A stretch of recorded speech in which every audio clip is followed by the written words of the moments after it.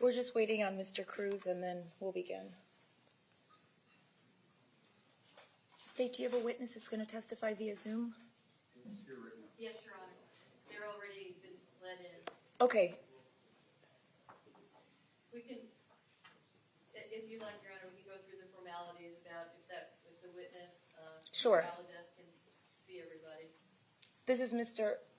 Who is this? Aladef. Mr. David Aladef. Okay. Does he need to be sworn? I would think so, just to comport with the. Okay. Mr. Al-Hadef, can you hear me, sir? I can. Good morning, sir. This is Judge Scheer. I just wanted to make sure that I can hear you and that you can hear me.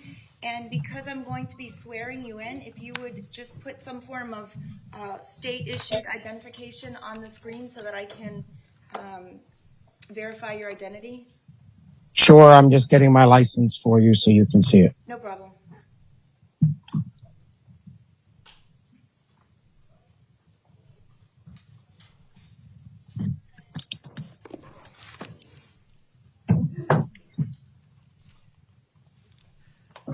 Can you just back it up a little bit?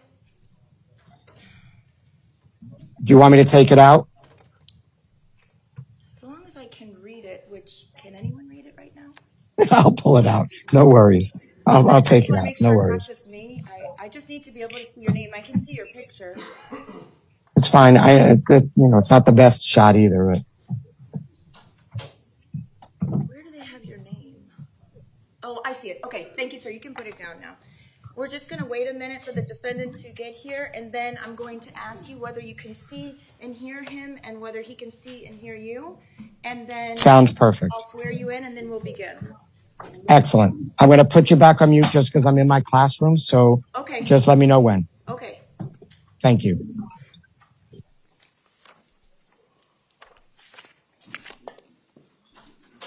Okay, for the record, the lawyers are present. The defendant is present. Mr. Al-Hadef, are you still there? I am still here. Okay. Can you hear me, sir? I can hear you.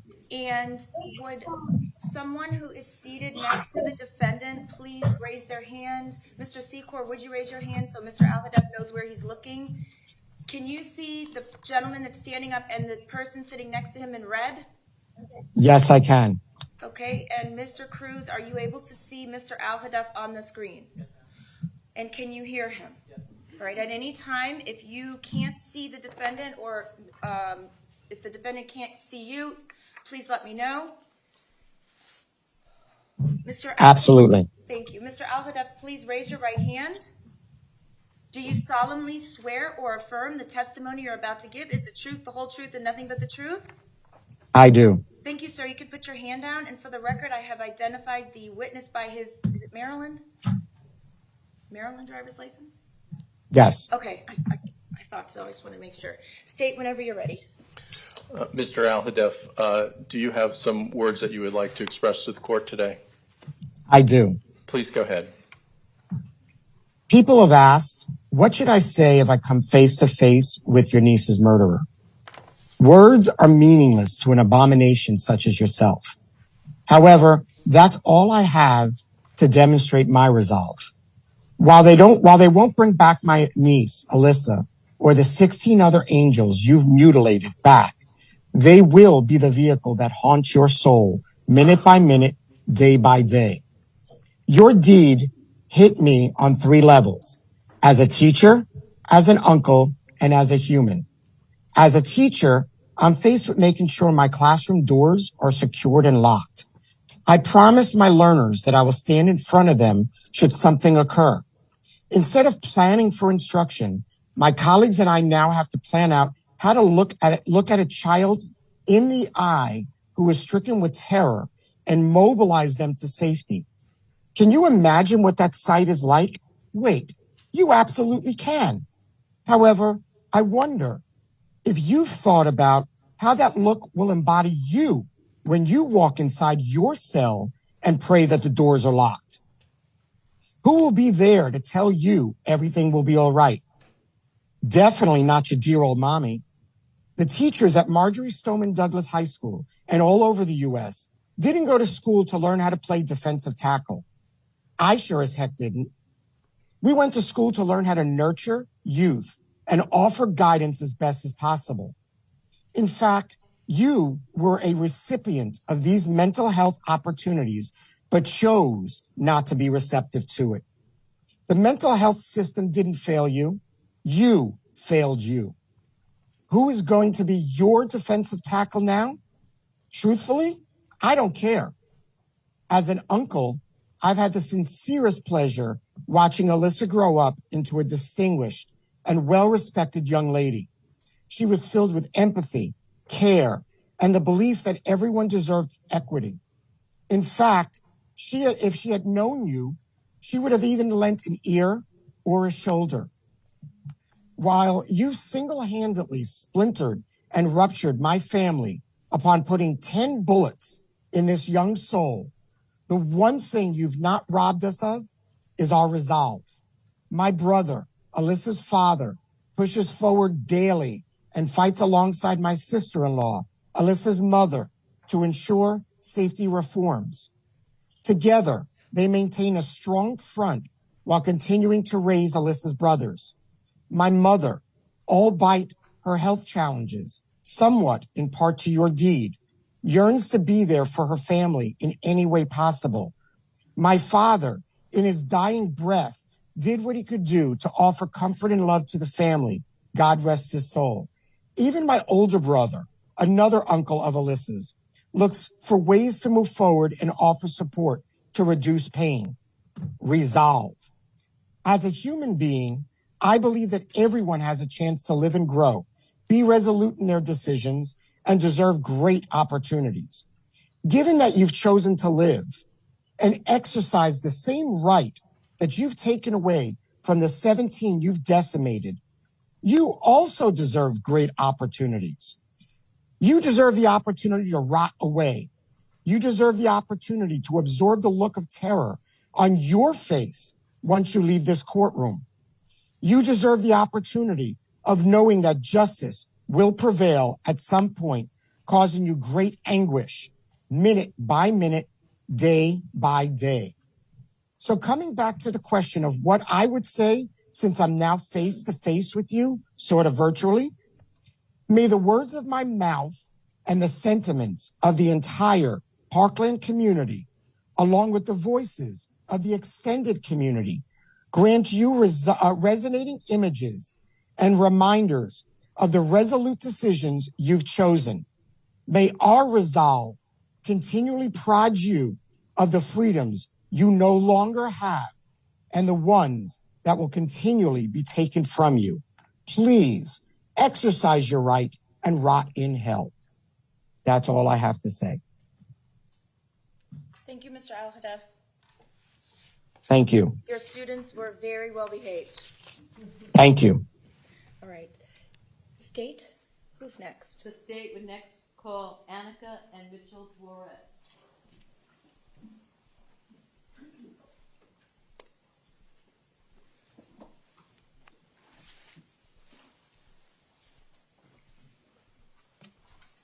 Good afternoon, Mr. and Mrs. Dworet. Will both of you be speaking today? Only me. Okay. Mrs. Dworet, would you please raise your right hand? Do you solemnly swear or affirm the testimony you're about to give is the truth, the whole truth, and nothing but the truth? Yes, I do. Thank you, ma'am. You can put your hand down. Please state your full name for the record. Annika Dworet. Okay, whenever you're ready, state. Mrs. Dworet, would you like to say something on behalf of your son, Nikolas? Yes, I do. Please go ahead. We sat in this courtroom every single day during this trial. We listened to every witness. We saw every piece of evidence. It is heartbreaking how any person who heard and saw all this did not give this killer the worst punishment possible. As we all know, the worst punishment in the state of Florida is the death penalty. How much worse would the crime have to be to warrant the death penalty? And to spare this killer's life, because he has mental health issues, Doesn't every single person who chooses to murder people have some kind of mental health issue? It was extremely painful to hear all the horrific details of this massacre at All Children's High School. Just to be in the same room as this monster who killed our son Nikolas and attempted to murder our son Alex. This unbearable. One of the most disgusting and unprofessional actions that occurred in this courtroom was the defense team holding, touching, and giggling with this cold-blooded murderer. We found this to be so offensive to our family, as well as our son Nikolas' memory.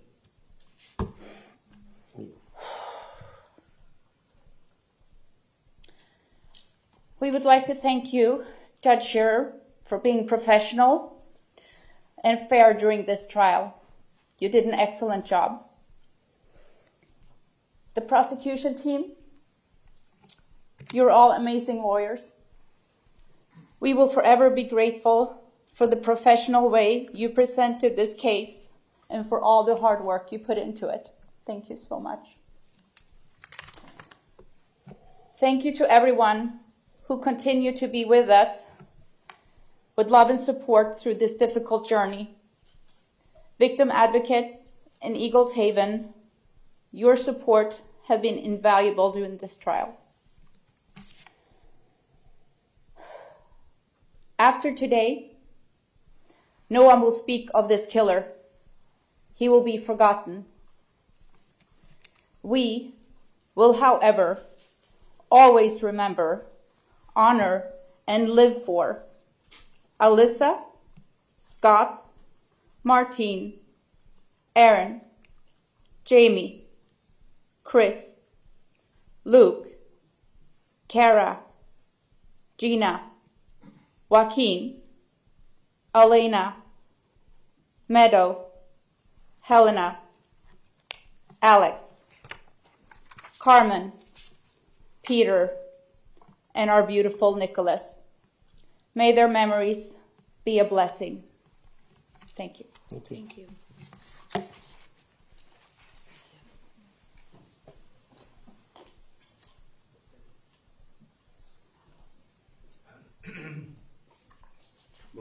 Lori Alda.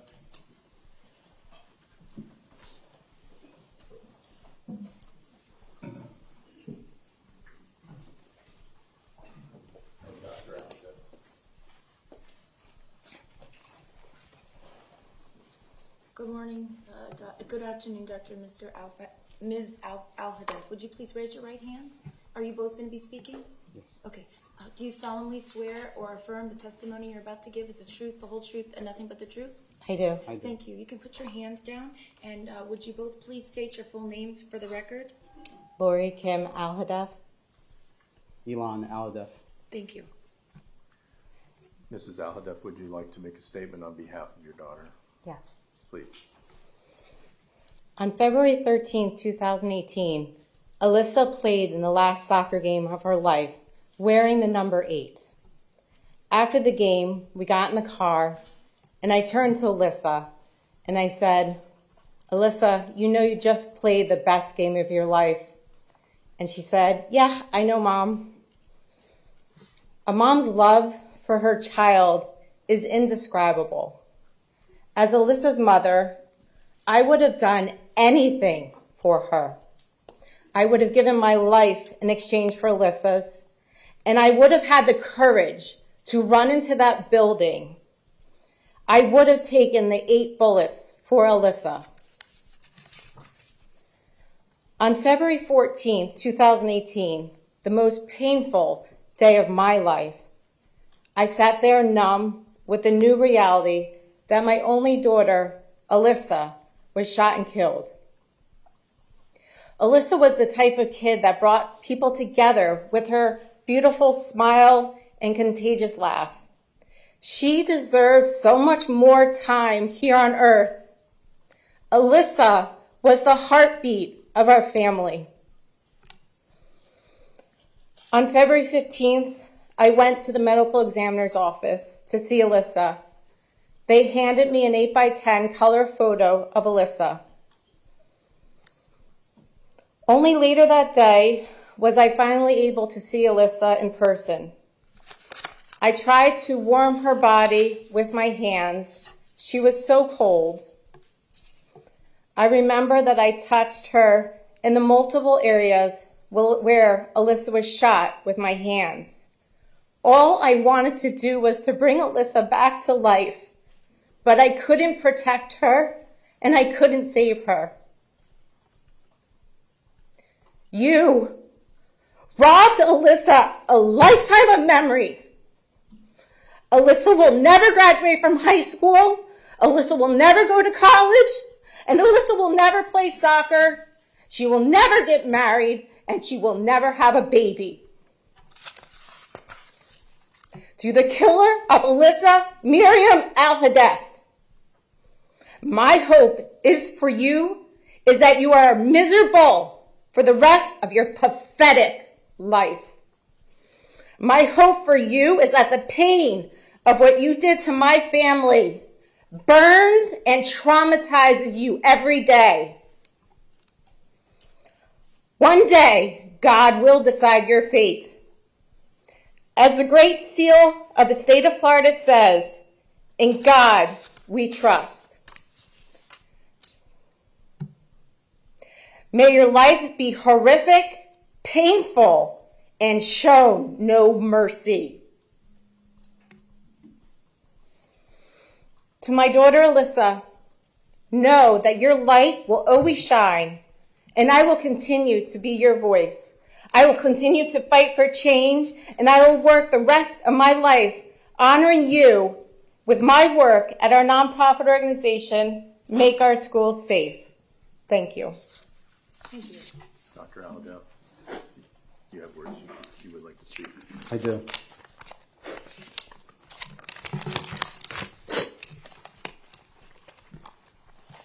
Your Honor, thank you for allowing me to speak one last time. Let me share how angry and frustrated I am with the judicial system. After 4.5 grueling years, a failed judicial system did not hand down a death sentence to the murder of my daughter and 16 others. Do I see this as accountability? Absolutely not. Do we now have closure? Let me be clear. Absolutely not.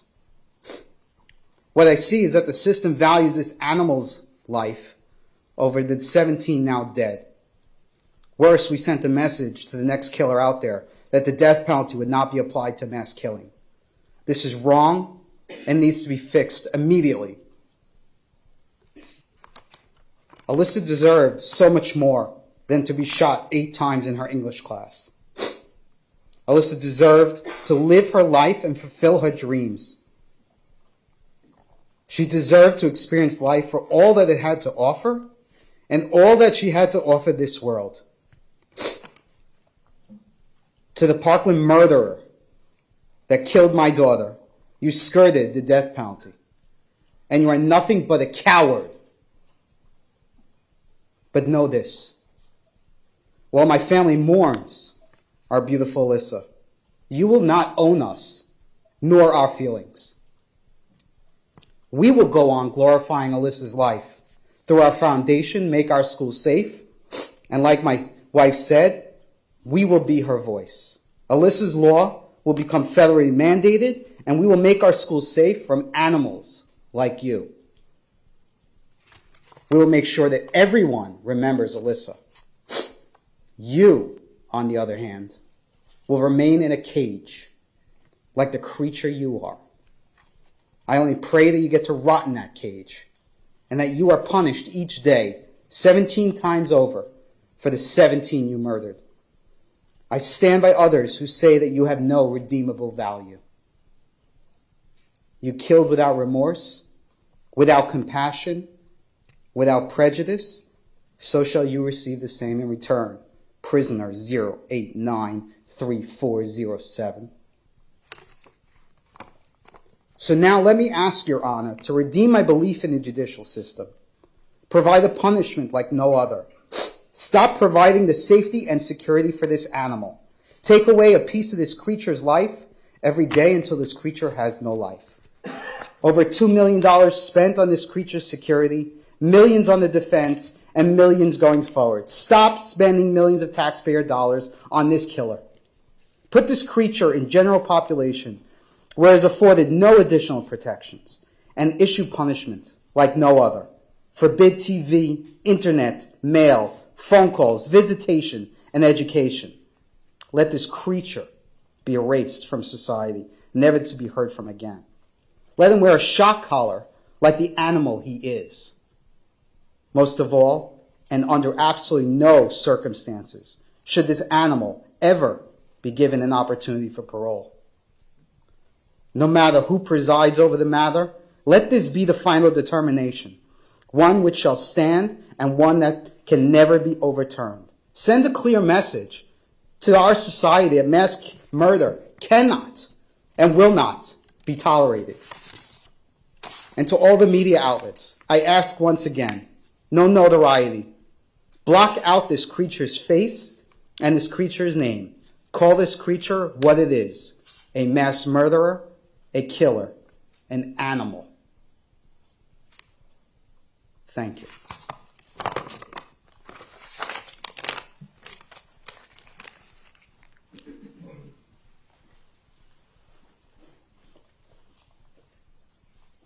Samantha Fuentes.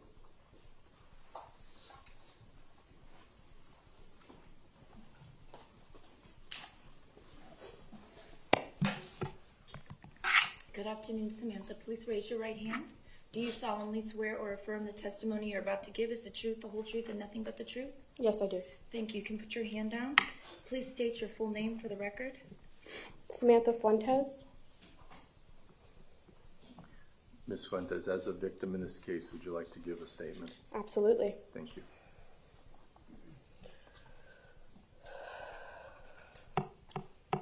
My name is Sam Fuentes.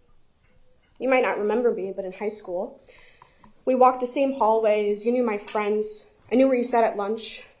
Hey, we were even both in a JROTC together. We were still children back then.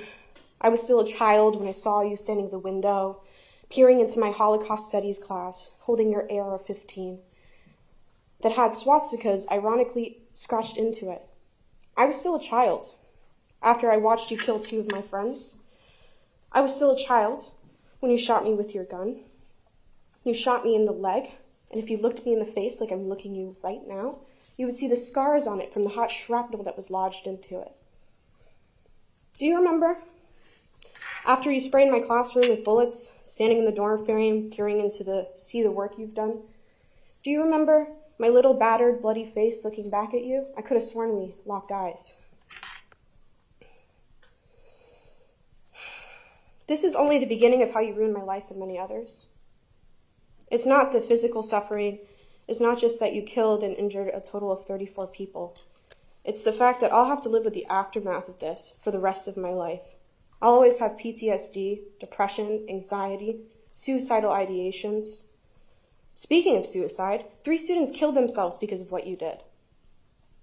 Now, to speak quite frankly, not only do I want to kill myself sometimes, I live with constant fear that someone exactly like you will finish off the job you failed to do by not killing me. You gave me and many others a lifetime of trauma, pain, and suffering, long after you committed this crime, and for what? You are nobody now. You are not special. You have no longer the power anymore. You will step away from this, and you will have the most unremarkable, pathetic existence, one in which I only pray that you suffer. I remember the person you were. I remember how you terrorized and threatened and fought my friends, even after many of them made efforts to get to know you better. I remember how enthusiastic you were to incite violence and spread your racist hate speech publicly. I could have saved all of us 4.5 years. So here it is. You were a hateful bigot with an AR-15 and a God complex. You still are, minus the gun. You might have everyone else fooled, but not me, because this is personal. Racism is not a mental illness. Perfectly planned and articulated manifestos and plans are not characteristics of the sickly or the mentally unhinged. You are not this helpful, vulnerable, mentally ill adult the defense tried to paint you as, and you certainly do not deserve any sympathy or pity from me or anyone in this courtroom. You had circumstances that placed you at odds with the world. Yet instead of trying to solve your problems, you threw a tantrum of lethal and tremendous size. Like a pathetic, entitled child, you made the message clear that you lack the competency to make any decisions except those that resort to violence. I assure you, you will not be famous for this. I assure you that our people will be accounted for, they'll grow and heal despite you. I assure you that I will be excitedly anticipating your demise. And I will assure you that you will remember my face, and it will make you sick. You have no power anymore. You have no future. You have nothing. I'll get to walk out of this courthouse without cuffs and go home. You will not. The people that you kill will have a legacy much more important than you. And the people who nearly killed will live their lives, though with much difficulty, with a compassion and a dignity in ways you will only dream. Without your stupid gun, you are nothing. My name is Sam Fuentes, and you will not forget me. I'll never forgive or forget what you've done. And to say I won't be angry for the rest of my life would be a lie, even though I know that's exactly what you want. Though I'm angry about this verdict and believe you do not deserve to share the same earth as the rest of us, unlike you, in a state of great adversity, I can proudly say I'll never stoop as low as you will. And as you did. I'll never take my anger, pain, and suffering out on others because I am stronger than you. This entire community that stands behind me is stronger than you, and we are stronger than the hate that you give. My name is Sam Fuentes. You will not forget me. You will not forget us, not until the last day that you breathe.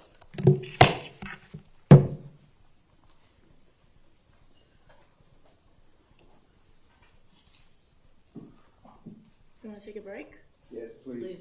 All right, we're going to be in recess for 10 minutes.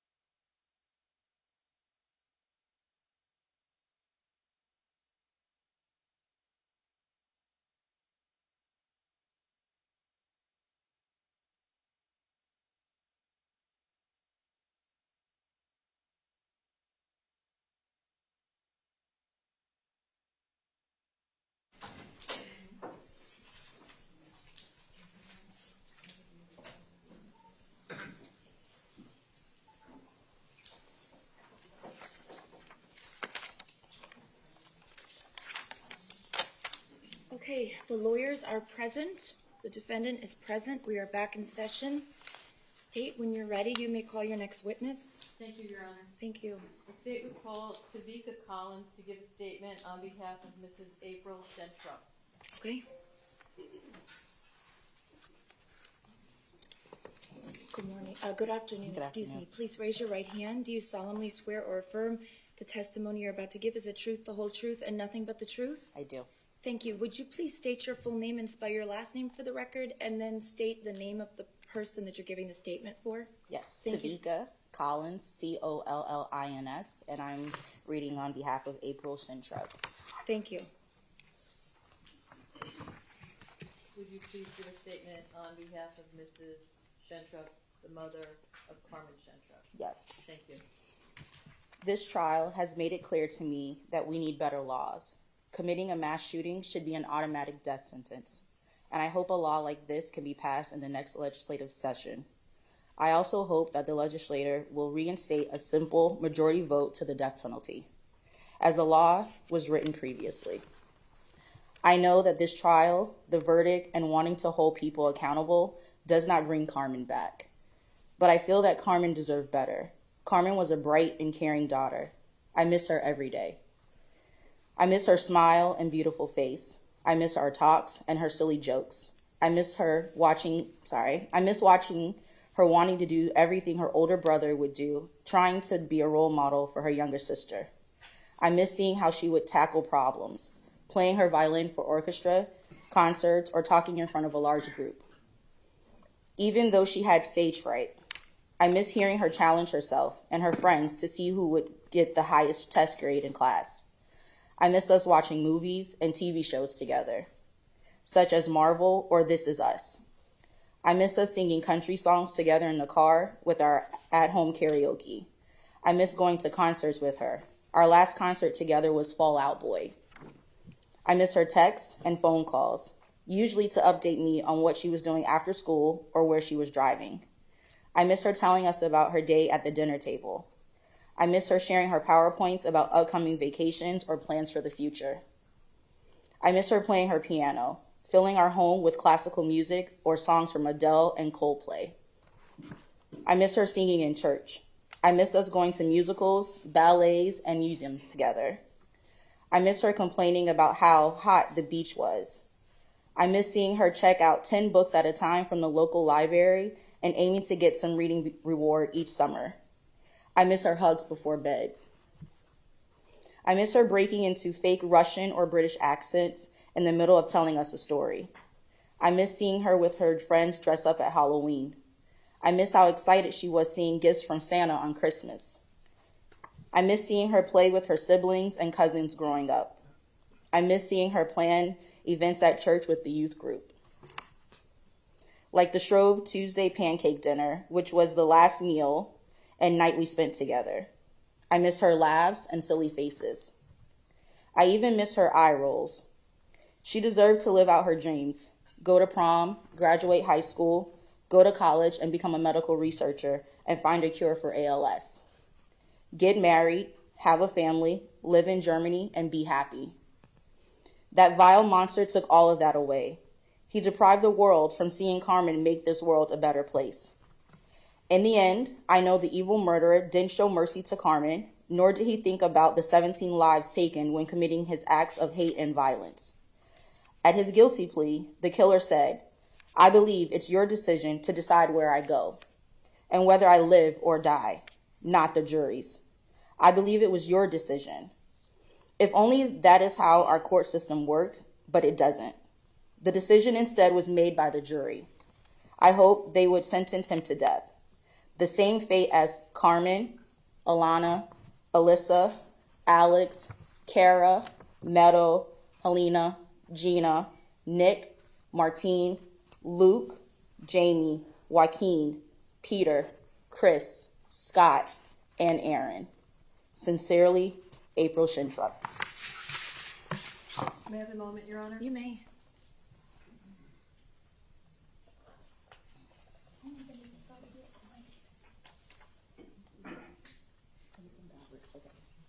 Sorry. My apologies. I completely read backwards. Sorry. That's okay.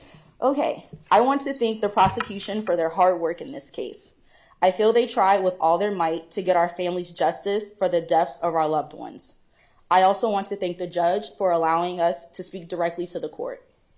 My daughter Carmen and her 16 others were hunted down and brutally murdered at Marjory Stoneman Douglas High School on February 14, 2018, by the cold and calculated murderer that sits in this courtroom. Instead of sentencing the shooter to death, members of this jury decided to sentence him to life without parole, a life where he can read his fan mail, talk with visitors, enjoy the Florida sunshine, eat meals prepared for him, and watch TV. His life spared for taking the lives of 17 innocent souls, a decision I do not agree with or understand. These last 4.5 years, I have learned the hard way that having your child murdered is excruciating and gut-wrenching, but so is the process in finding justice and some level of accountability. A small amount of justice could have come the day of the shooting if one of the Broward Sheriff's officers would have rushed into the building and confronted the shooter. He may have killed himself or been killed, saving our families the heartache of having this trial in the first place. Or even prior to the shooting, others like the school and FBI could have taken effective action to stop the killer from easily shooting Carmen to death in her AP psychology class.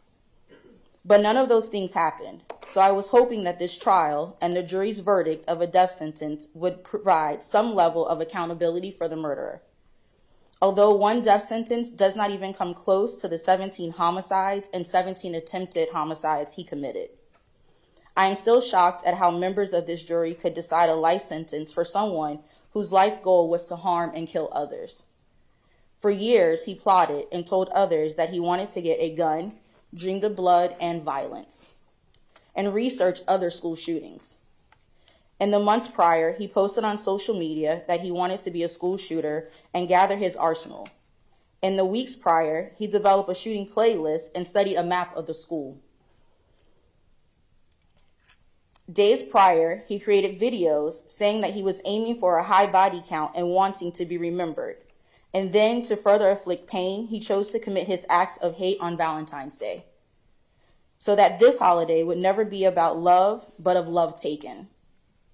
Rather than trying to build a life for himself, this heinous individual chose to take the lives of others.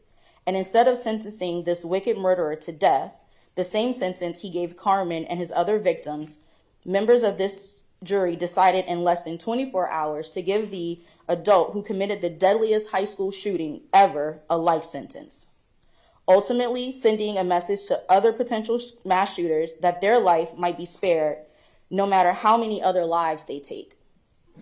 This sentence also shines a spotlight on the disparity of our so-called justice system, where others who murder fewer people receive a death sentence.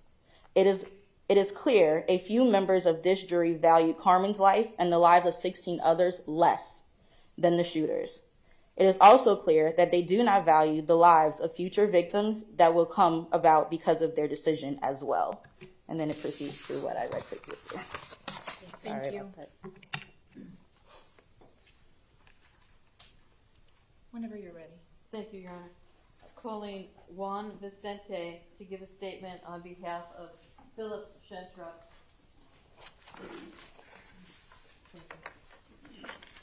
Good afternoon, sir. Would you please raise your right hand? Do you solemnly swear or affirm the testimony you're about to give is the truth, the whole truth, and nothing but the truth? I do. Thank you, sir. You can put your hand down. Would you please do as the lady before you just did, where you state your name and spell it, and then state the name of the person that you're speaking on behalf, please? Okay. Juan Vicente, Vicente, and I'm speaking on behalf of Philip Shentrup. Okay, thank you so much. Mr. Vicente, do you have a statement on behalf of Philip Shentrup regarding his daughter, Carmen? I do. Would you please give it? Good afternoon. I would like to thank the court for the opportunity to provide testimony on behalf of my beloved daughter, Carmen. My daughter, Carmen, was amazing. I was often in awe of all she had accomplished in her short time. To say she was brilliant is like saying the sun is bright. Both are true, but neither truly capture their magnitude. Carmen taught herself to read at the age of 3 by overhearing my wife teach her older brother. She was a straight A student from her first grade until she died, and she accelerated through school to be a 16-year-old senior. She was a gifted musician and filled our house and our lives with beautiful music, especially on her beloved piano. She was witty and funny and could have our family crying around the dinner table from laughing so hard. She was selfless and glad to offer help to those who needed it. Carmen was president of her youth church group, raising money for those in need and volunteering at a homeless shelter. Carmen was loyal and empathetic, a close friend to many. Often quite shy when she was young, Carmen was bursting forth from her cocoon and had become adventurous and courageous. She had become comfortable speaking in public, adulting on her own, and even driving herself to Broward College to take German so she could adventure overseas to go to medical school. She was brave and fiercely determined. Carmen never needed advice on how to get something done. She already knew at her young age that she was unstoppable. All she had to do was just get started. Carmen was all those things and much more. The only thing that could stop Carmen were bullets fired from the rifle of a pathetic and vile coward. As amazing and loved as Carmen was, she has been failed by every institution in our country that should have been protecting her. The FBI, the sheriff's office, the school district, and the mental health system all failed Carmen. The FBI had multiple tips the murderer was going to commit mass murder and did nothing. The mental system showed for the murderer alone, providing services but never actually trying to help.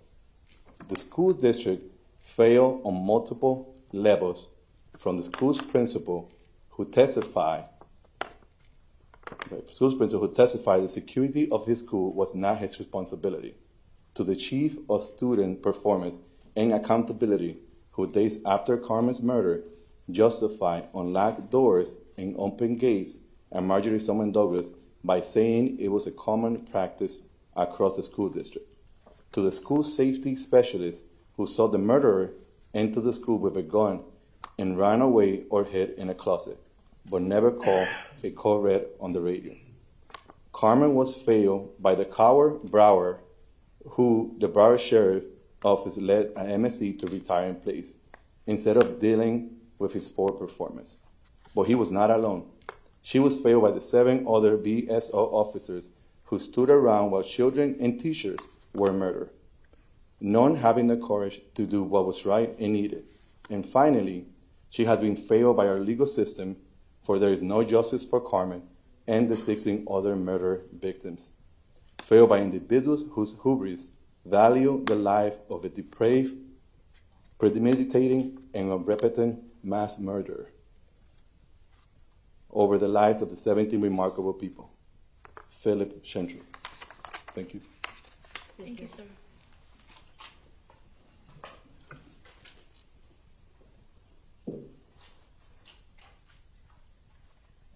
State would call Victoria Gonzalez.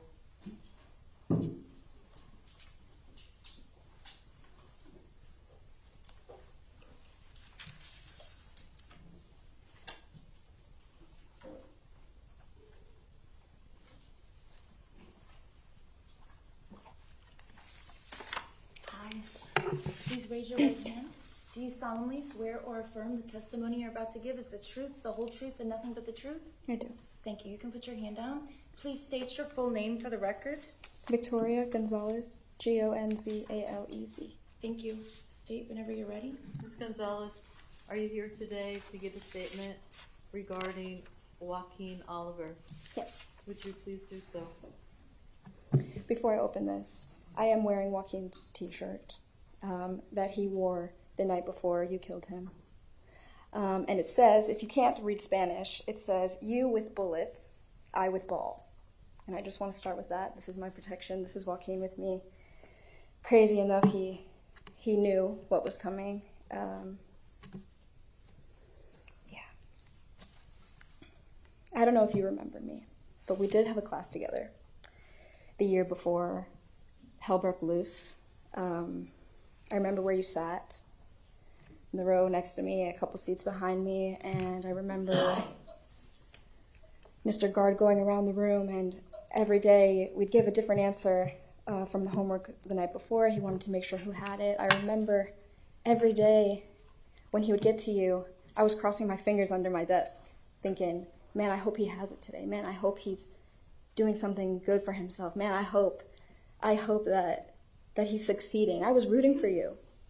Silently, in my desk, you had no idea who I was, and I was rooting for you because I felt like you needed someone or you needed something, and I could feel that, you know.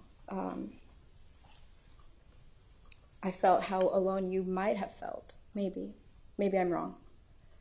My softness has been my protection, and maybe it's hurt me, but I've empathized with you, and I've blamed society for creating the hatred in you, and I can't anymore. So I stand here to say that I do blame you, not you alone, but definitely you. Definitely, a lot of people failed. After that class, every single day I met Joaquin after school. And I thought about you, and I didn't even know you, and I was like thinking about how you could have been suffering. Little did I know, it was just foreshadowing. But now I'm very alone, and I'm very isolated, and I can't make friends, and I can't build relationships because I'm looking over my shoulder. Even emotionally, I can't feel safe. I can't trust people to take care of me. I'm alone all the time. I can't let someone love me. I ask for others to understand this pain. But how? How can anyone understand this pain? Why do I understand this pain? Why? Because of you.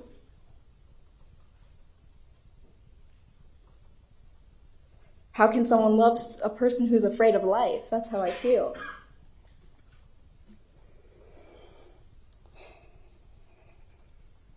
But Joaquin loved me for all of my flaws, for everything.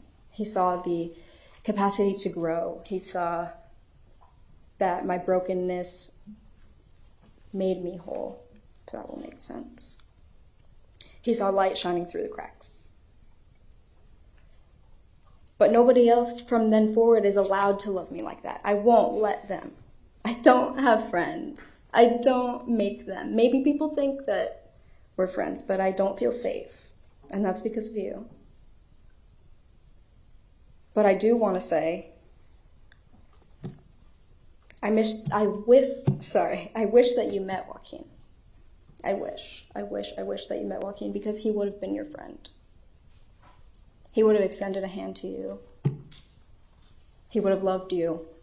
And I say that, and whoever's going to be upset with me is going to be upset with me, but he would have loved you as a human being, because you are a human being, and I'm going to say that. And I know a lot of people won't say that, but you are a real-life human being standing right in front of me.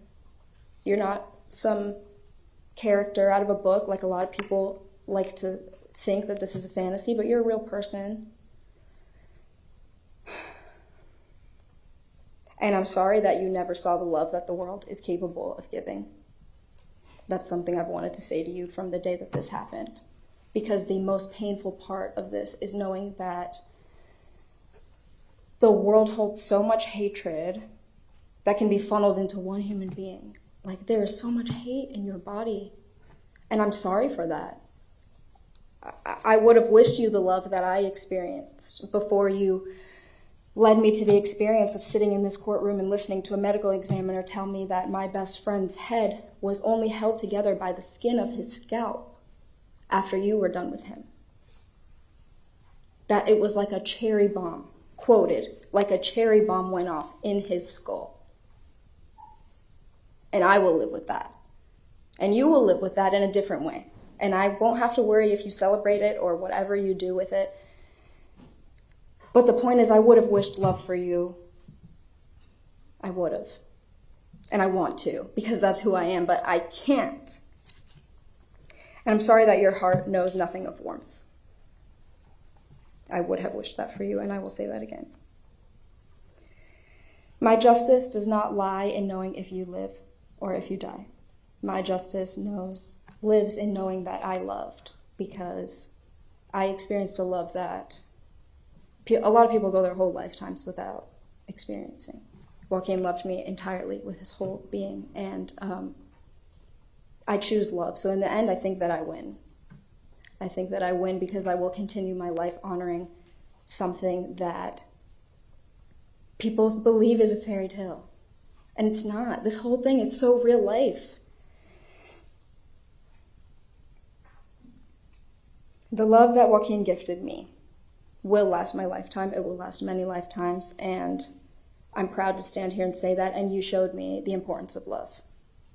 And that I need to celebrate it. And that I need to preach it. And that I need to wake up every day and make someone smile.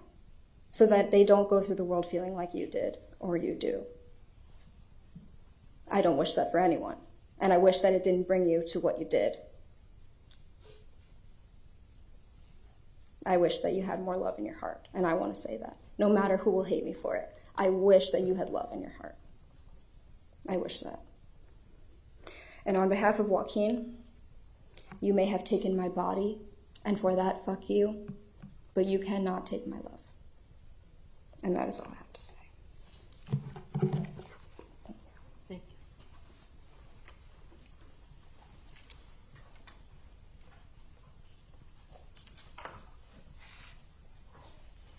Whenever you're ready. Thank you. Jennifer and Fred Guttenberg.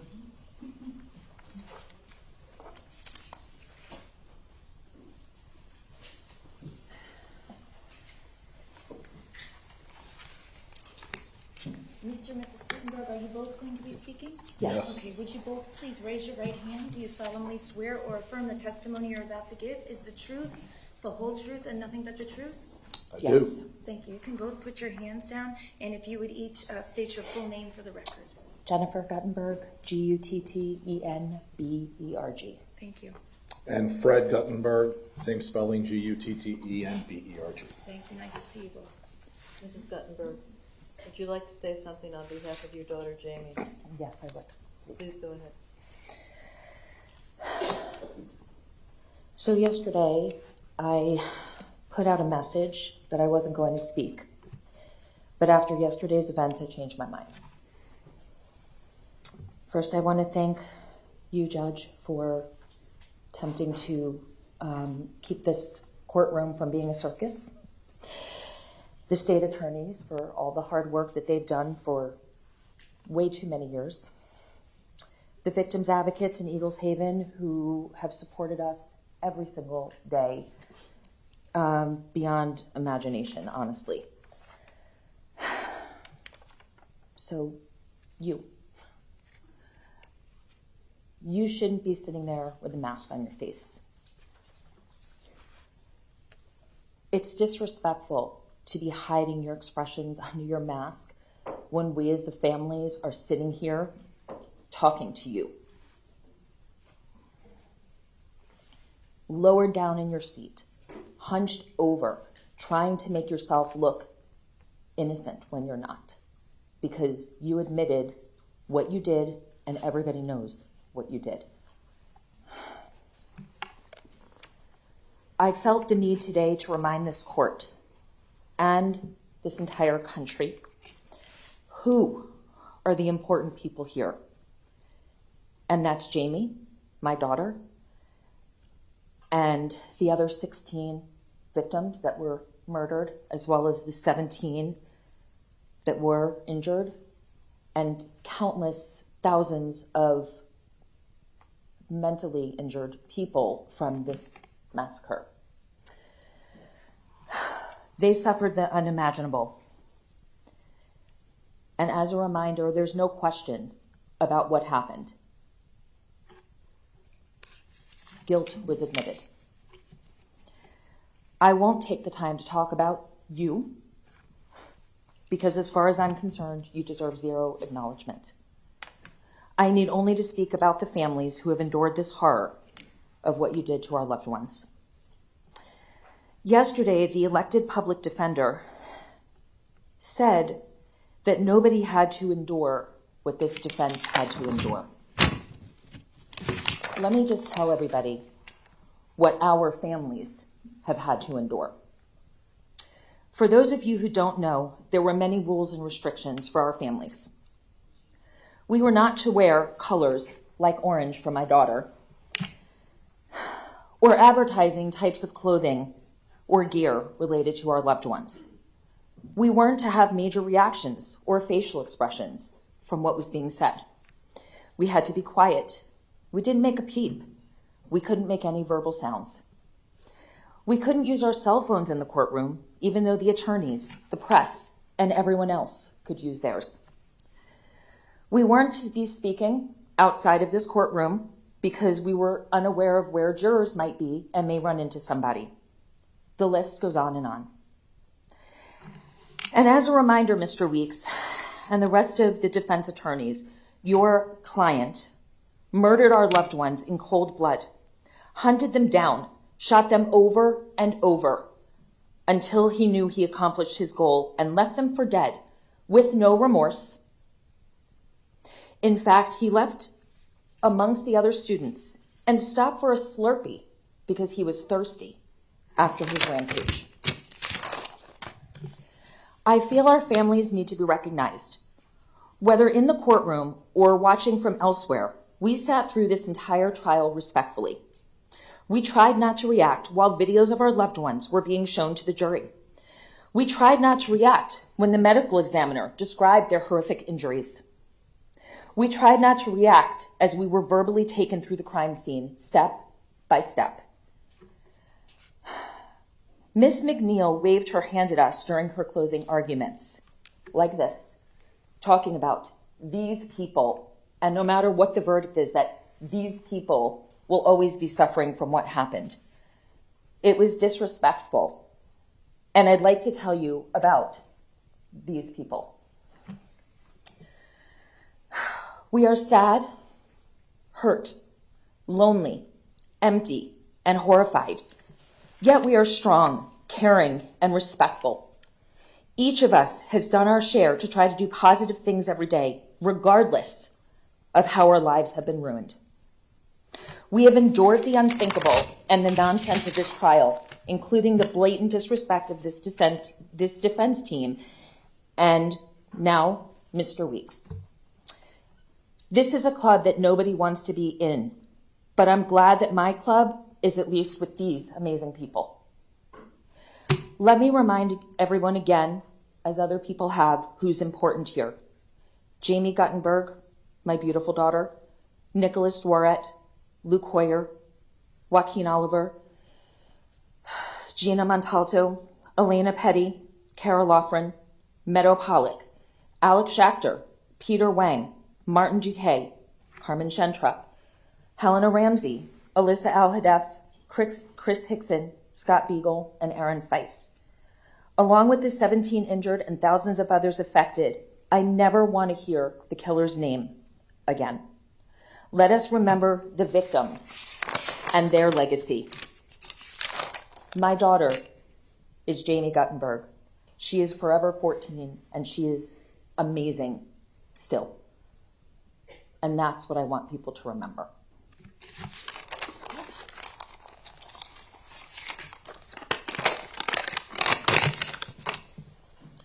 I only decided about 10 a.m. this morning that I was going to do this, so I scribbled down a few things. I may ramble on a bit. If I do, I apologize. I see you're still needing to do your thing, so.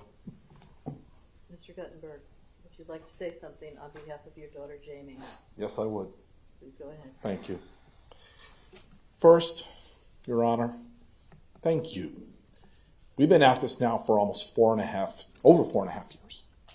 It's the first time I've actually had this chance to address you directly, which is, I guess, the way this process is supposed to work.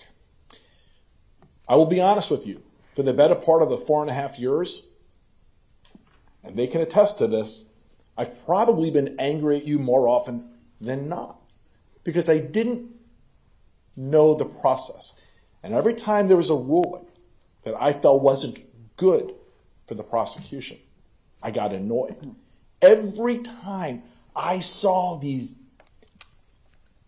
things coming up from the defense that took up time, that delayed us, that are the reason we're now 4.5 years out, I got annoyed. And I kept on saying to them, why can't the judge do more? Why can't the judge do more? And I need to say to everyone here at this table, you are the most amazing group of people I've ever been connected to. And I thank you.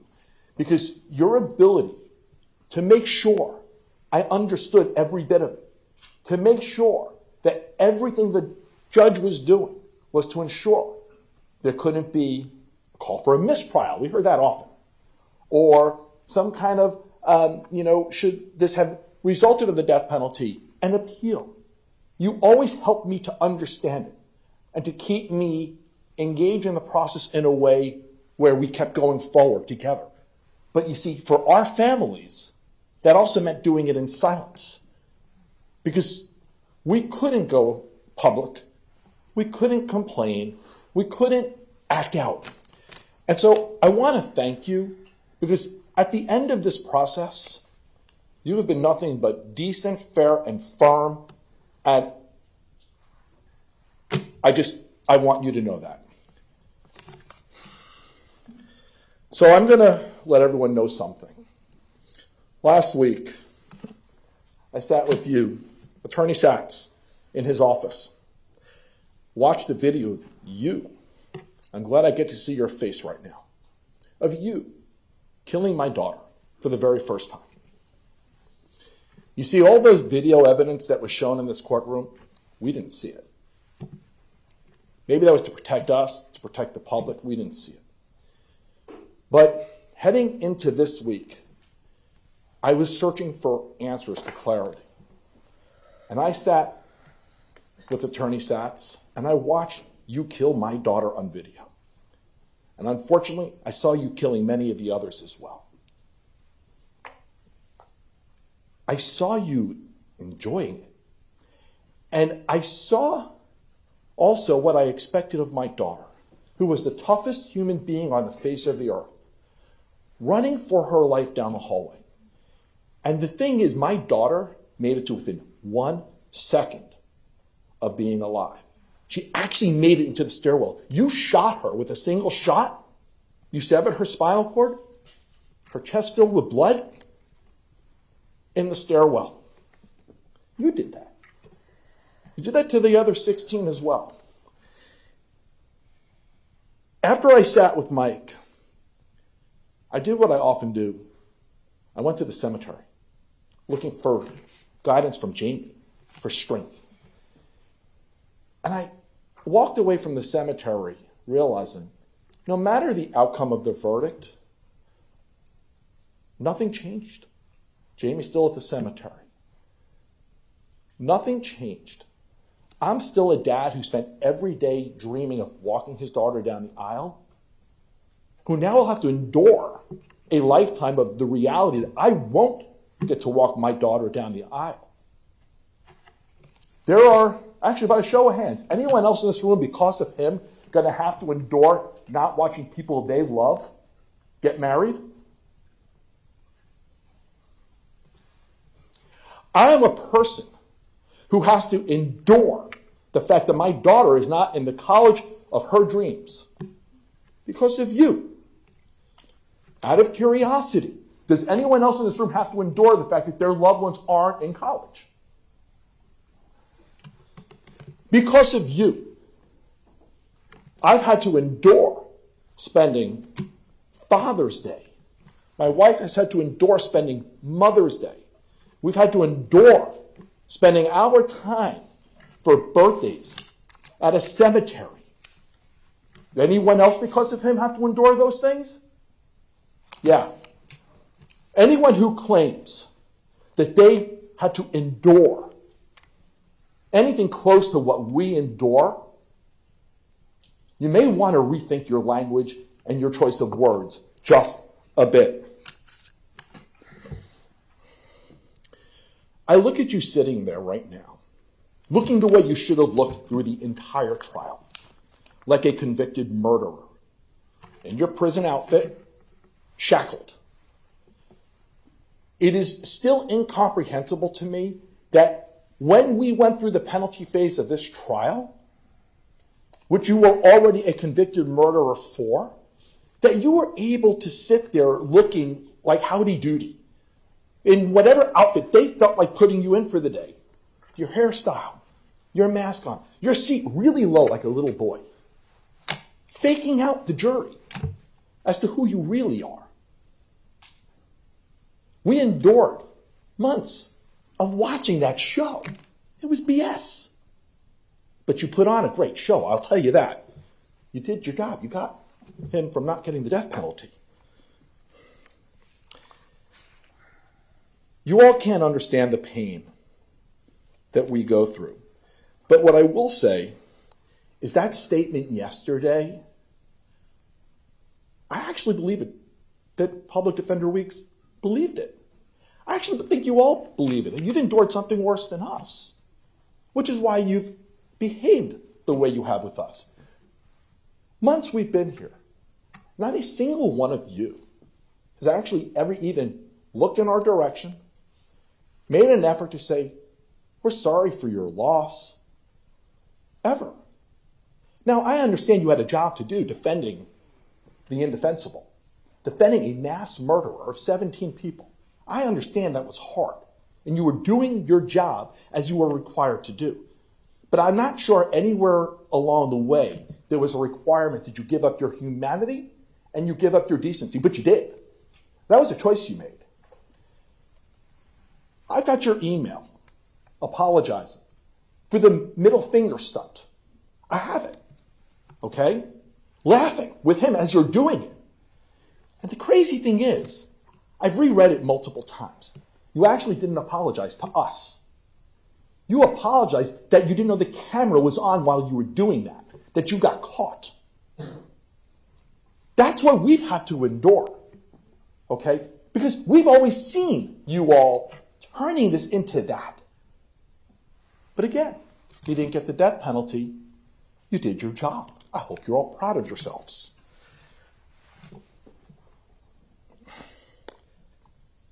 You know, I believe in the Ringo Starr philosophy of life, peace and love. I do.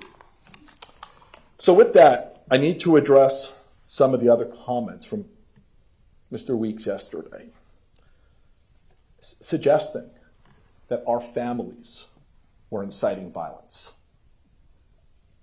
comparing it to what happened to Speaker Pelosi. When that happened yesterday, my wife, I started screaming in the house.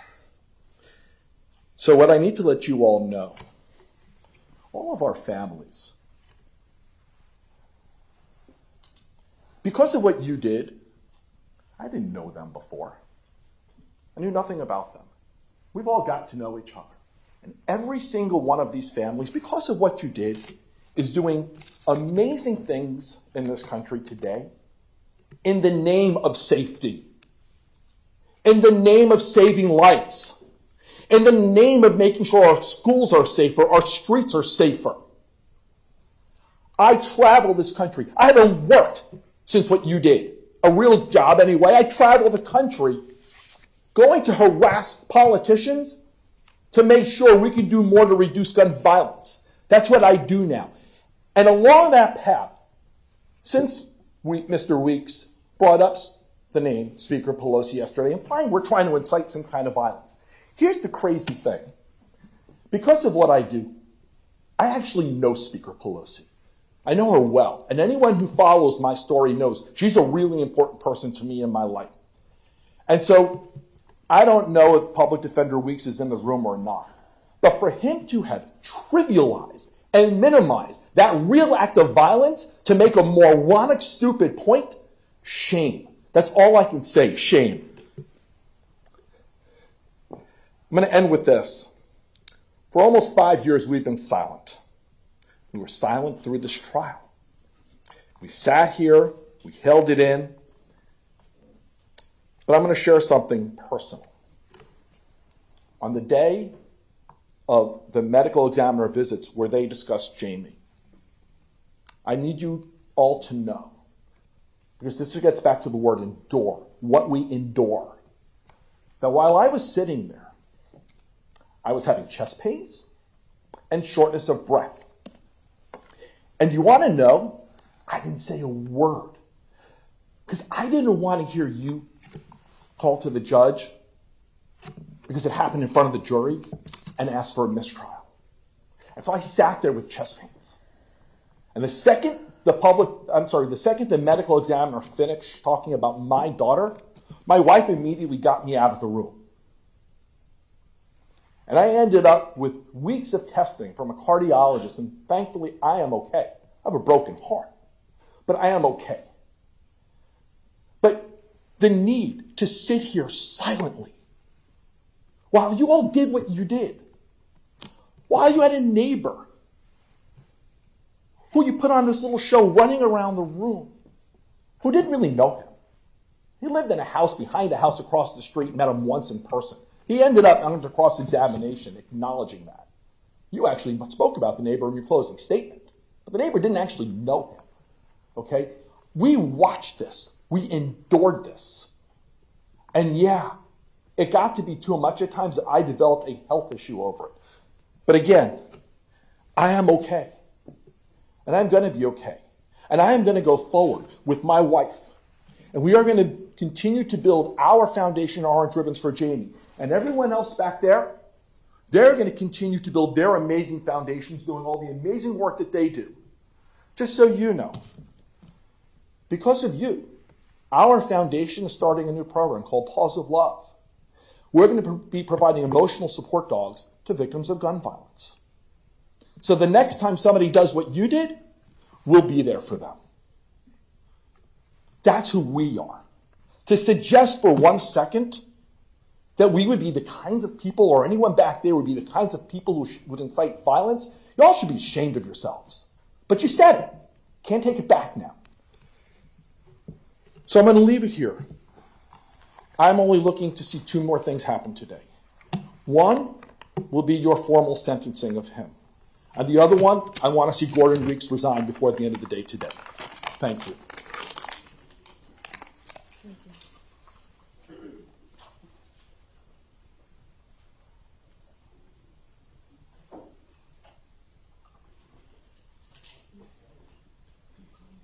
Ms. McCann, if you need a few minutes, you can let me know. We can take a recess or we can continue, whatever is the preference of the witnesses.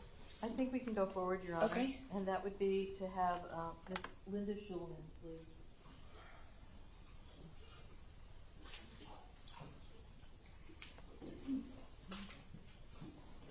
Oh, I'm sorry, Mr. Michael Schulman.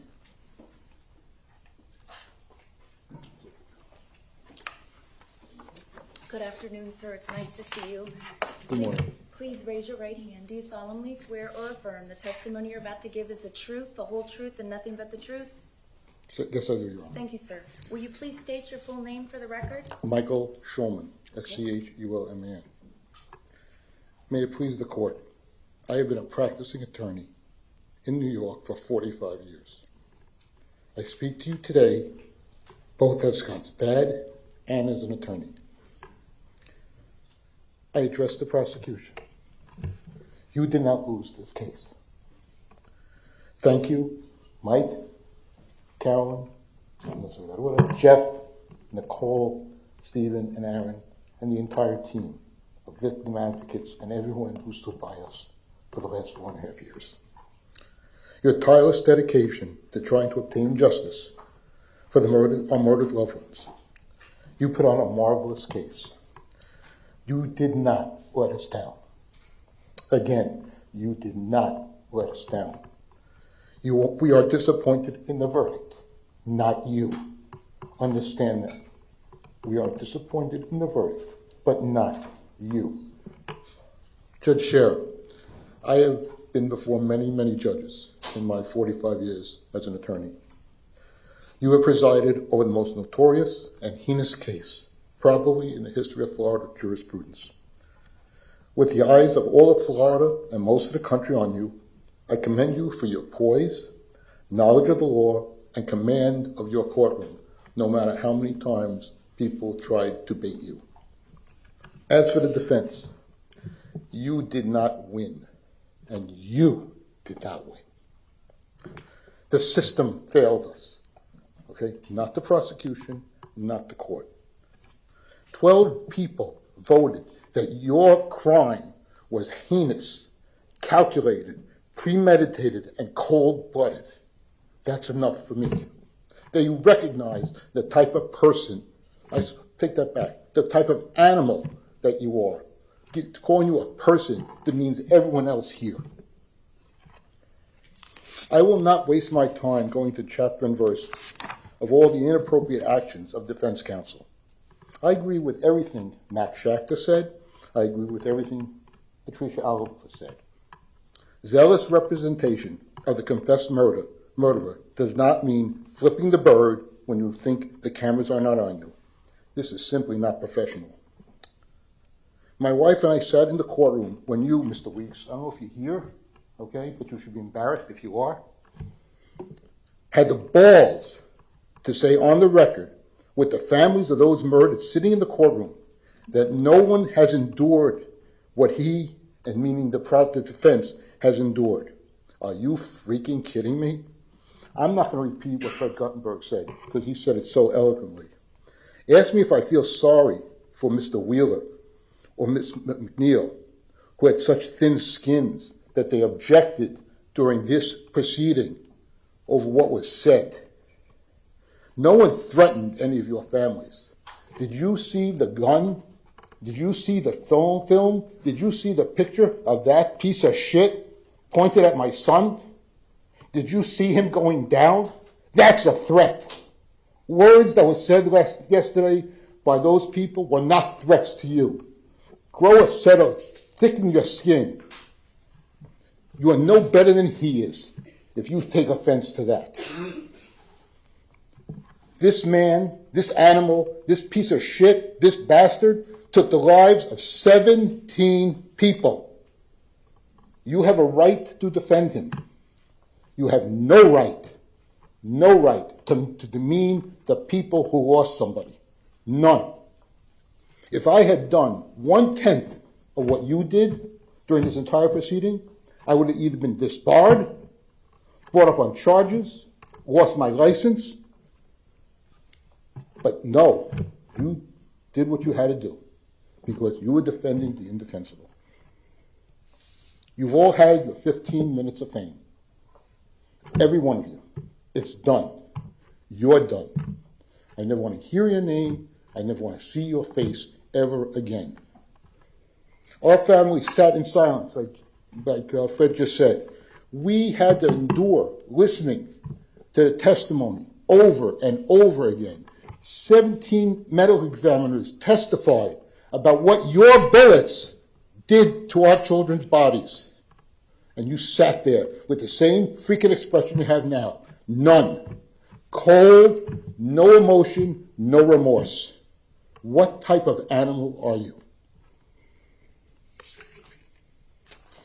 We avoided all social media. We avoided saying anything to the press. We sat here and endured. We were afraid, as Fred said, of a mistrial because every time anything came up, the first thing you heard is mistrial, mistrial, mistrial. Mr. Weeks, how do you live with yourself for making such an indecent, insensitive, and unprofessional statement like you did yesterday? No one had to endure what your attorneys had to endure. I'm sorry, but I don't believe any of your attorneys or our loved ones were murdered by the bastard your office is representing. If I had done half of what you did, I would have been held in contempt of court because no judge would allow that. And for that, I credit the judge because she knew by doing that, she could have a mistrial immediately. I admire her jurisprudence. I admire the way she controlled this courtroom in spite of everything you people did. Now, I want to tell you why I'm here. On February 13th, 2018. I was home in bed with the flu. My son Scott called me to see how I was doing. Said, not so well. He said, don't worry, I'll speak to you tomorrow. That never happened. But let me tell you more about February 14th. February 14th is also our daughter Melissa's birthday. Do you now know people don't want to call her on her birthday because they don't know what to say to her? They don't know whether to say happy birthday or I'm sorry.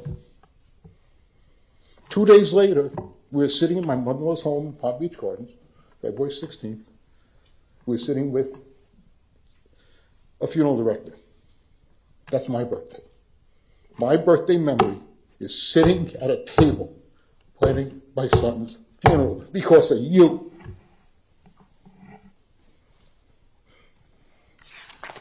Know how we got down here? We live in New York. I was watching TV, CNN. I was sick. They report a mass shooting in a city, town, school in Florida. Parkland, Florida. What do I know about Parkland, Florida? Scott was teaching. What do I know? I called my wife. I said, Linda, what's the name of the school that Scott teaches at? And she said, I don't know, something with 3 names. We found out it was Marjory Stoneman Douglas. We heard on the news that a geography teacher was shot. Couldn't get a plane down here. There were no commercial flights down. We had to charter our own jet to fly us down here and sit in the Marriott, the command center, for hours, not knowing what happened to our son. We sat there with all these people, some of them crying, some of them scared, not knowing what the hell had happened to their loved ones. You talk about the victims. Yes, Scott was a victim. There were 16 other victims who were killed. There were 17 other victims who were shot. There are thousands of people in Parkland and all over the world, okay, who were affected by what happened here. Scott was a camp counselor. For 28 years, he was a camp counselor. When Scott was murdered, we went to arrange his funeral, and the rabbi said to us, how many people do you expect here today? We said, well, we're not from Florida. I don't know, maybe 100? There were 1,000 people in the room. But not only that, the rabbi said he's been getting calls for us to live stream his funeral. 500,000 people watched that funeral. So don't tell me your life is worth more than his. Ever. Let me tell you about Scott a little bit. See on my sleeve? Which sleeve is it? Just Run Faster. Okay? Scott was the cross-country coach at Stoneman Douglas. After one meet, his students were very, very upset that they lost the meet by a few points or minutes. I don't know how they calculate that anymore. I don't really care anymore. And he looked at they all came to him, all upset. What do we do, coach? What do we do? He didn't say, well, you were ready to this, you would do that. He just said, looked at them square in the face, said, just run faster. That's the phrase used by all of the MSD cross-country teams. Now, just run faster. That's how he treated his students. That's how he treated his team. He was honest with his team when he got the job at Marjory Stoneman. He said, I know nothing about cross-country coaching, but if you teach me about cross-country coaching, I'll teach you about life. And he did. And know what he did? 4 or 5 days after the shooting, there was a memorial concert at one of the facilities here in the city. We sat there, someone pointed us out, and a nice Irish grandmother with the thickest brogue accent I've ever heard in my entire life. She needed to come with a translator, that's how thick it was. Tapped my wife on the shoulder and said, I love your son, but I never met him. Okay, I'll bite. She said he gave her her granddaughter an assignment. Call somebody who you don't know that well, from another country, who grew up in another country, and find out all about that country and what they lived through. She called her grandmother. They stayed on the phone for hours. The grandmother said, up until that point, I spoke to my granddaughter maybe twice a year. Now it's twice a week. You destroyed that. You animal destroyed that. You took my son away and a teacher away that loved his children. Someone you never met. You never had anything to do with. That's what you did. You're a bastard. You're a freaking animal. One more little story. I apologize, Your Honor. Okay. Scott volunteered to go to South Africa. He spent 2 months in South Africa, teaching students in South Africa. He came back from South Africa, just like this. His mother said to him, gosh, the airline lost your luggage, because that's what a mother would think. She said, Scott went, no, Mom, that was the hand. Mom, when I was in South Africa, those children used to beg to get into the classroom. He said, here in New York, they pray for snow days. In South Africa, they don't have shoes. In New York, they look to see who has the best Nikes. I left all my stuff. That's what you destroyed. That is what you killed. That's the spirit that you don't have and never had. With that blank freaking stare on your face. Okay, you should only rot in hell. You fired 139 rounds of ammunition on that day. 139. You could have stopped at any freaking time. After the first freaking bullet, you could say, oh my God, what am I doing? But you didn't. You continued to fire. And after the first floor, you said, what the hell am I doing? No, you had to go to the second floor. You had to go to the third floor. You had to walk past Jamie Guttensberg's body like she was a piece of trash on the floor. That's what you did. You show no remorse. You have no redeeming values. You're a coward. You're a freaking coward. You dressed up to blend in with the people you terrified that day. So don't tell me you had no planning abilities. You planned the whole thing out very, very well.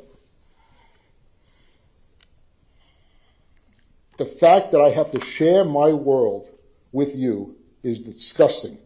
The fact that I have to breathe the same air you breathe is reprehensible. I can't wait till that ends. Your sentencing today does not end the book. This chapter is done. But what we're missing is the epilogue.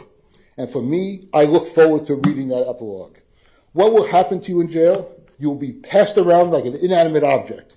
Your protection will be paid for by your commissary and probably with your body.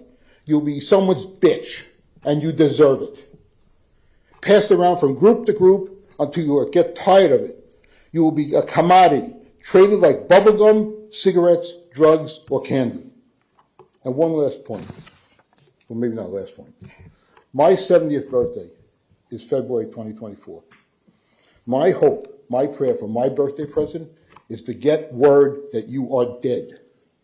That the justice system was done in jail.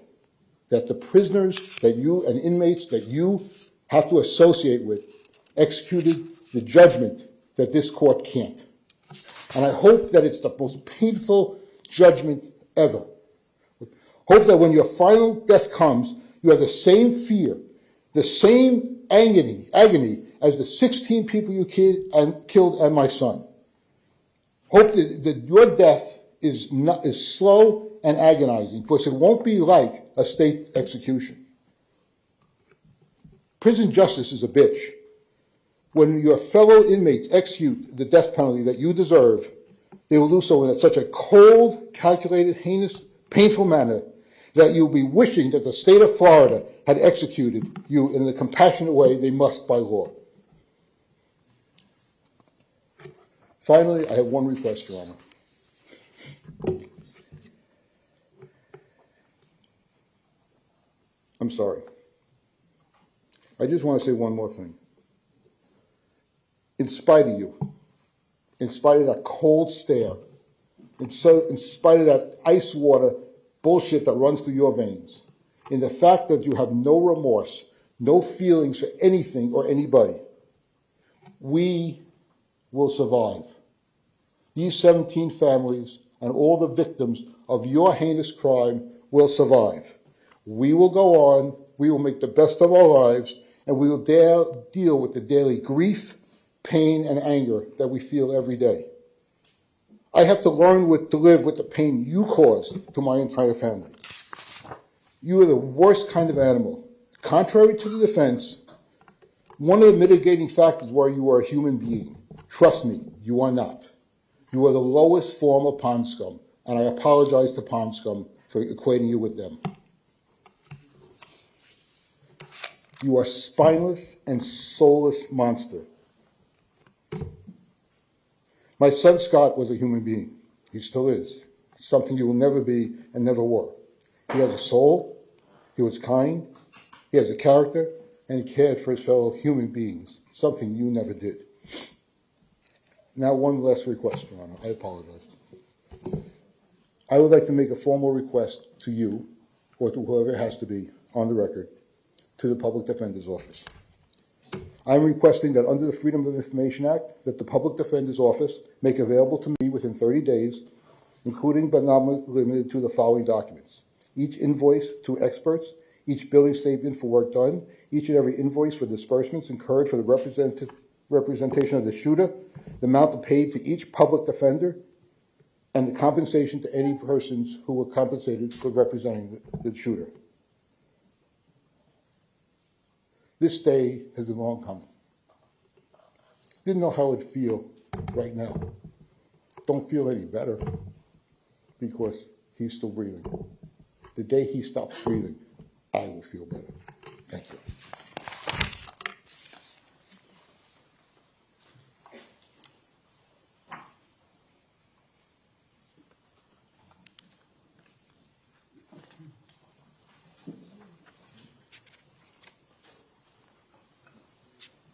Mrs. Linda Beagle, Stoneman. Good afternoon. Is it Beagle or Shulman? Beagle Shulman. Okay. Good afternoon, Ms. Beagle Shulman. Please raise your right hand. Do you solemnly swear or affirm the testimony you're about to give is the truth, the whole truth, and nothing but the truth? I do. Thank you. You can put your hand down whenever you're ready. Ms. Schulman, would you like to give a statement on behalf of your son, Scott Beagle? Yes, thank you. Please do.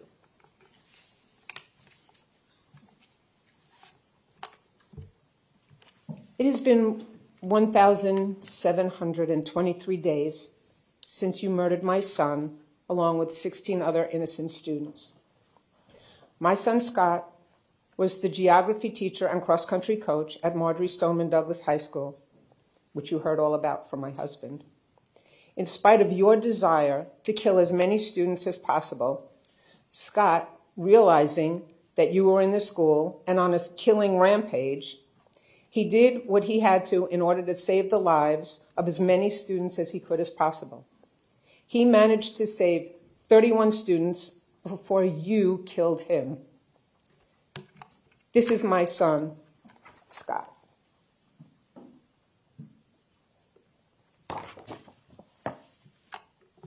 I've had 15 days to ponder the jury's verdict, and I realized that the death penalty was way too easy for you.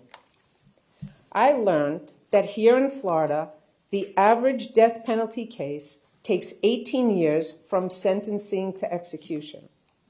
That means that I would probably be dead before you were executed.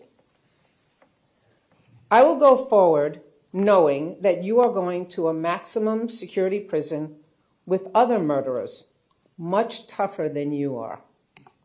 A prison where you will spend the rest of your miserable life having to look over your shoulder, worried about every single minute of your day, of your life, and scared out of your mind, fearful for someone to take you out. A prison where you will be other inmates' boy toy. A prison where your fellow prison inmates are just waiting to tear you apart, because from what I hear, child killers are highly frowned upon and hated in prison.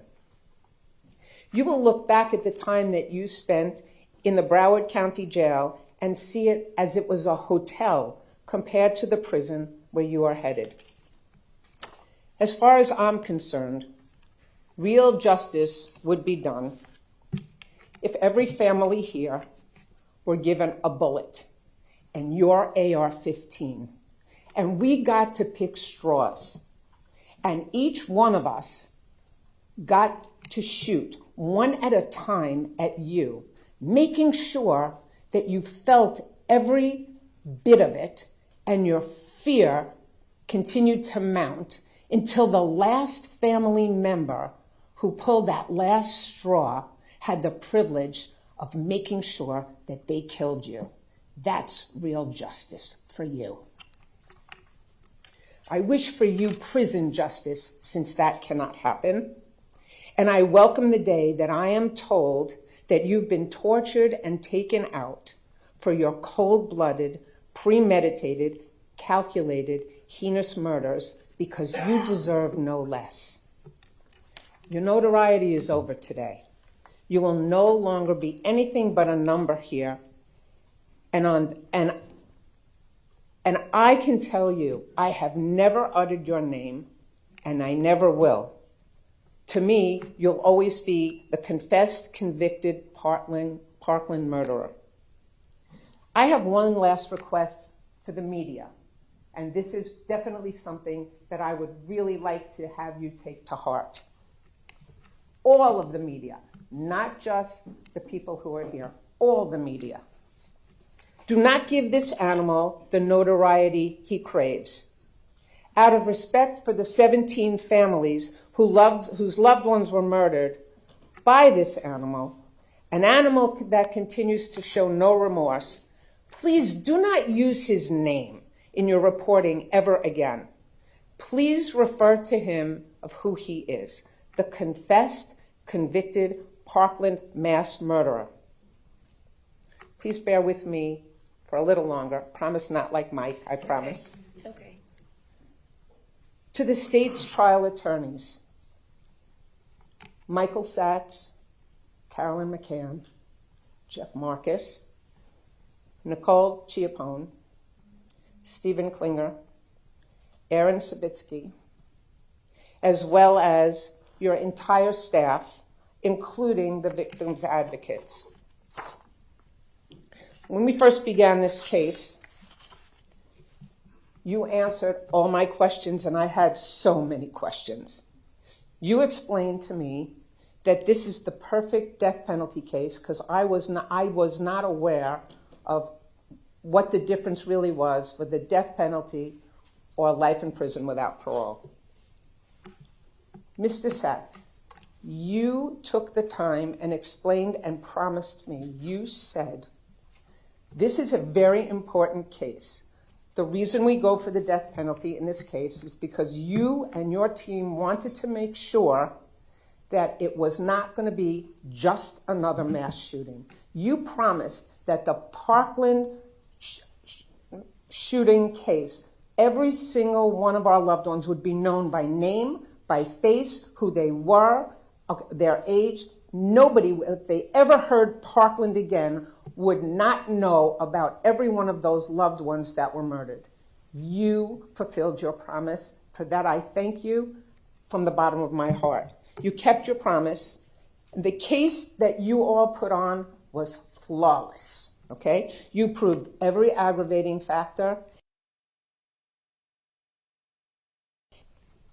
Every one of you, for me, and I'm sure I speak for all the families, you were patient, you were supportive, you were kind, you were caring, you were in this with your hearts, you understood, you answered every single question, no matter what time in the middle of the night. We had all your cell phone numbers, okay? You became a family. You became a family to me, and you became a family to Michael. I cannot thank you enough. To you, Judge Shearer, thank you for handling this extraordinarily difficult trial in such a professional and compassionate manner. Thank you so much for everything that you've done. To everyone who can hear my voice or see me today, these are the names and faces I want you to remember. These are our loved ones who were murdered on February 14th, 2018. These are the innocent lives that we will remember and celebrate forever.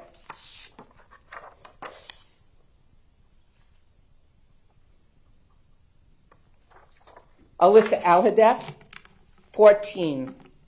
Martin Duque Anguiano, 14. Nicholas Dworet, 17. Aaron Feiss, 37. Jamie Guttenberg, 14. Chris Hickson, 49. Luke Hoyer, 15. Carol Loughran, 14. Gina Maltalto, 14. Joaquin Oliver, 17. Elena Petty, 14. Meadow Pollock, 18. Helena Ramsey, 17. Alex Schachter, 14. Carmen Centra, 16. Peter Wang, 15. My irreplaceable son, Scott Beagle, 35, who I will honor, cherish, and love for every day of the rest of my life. Thank you.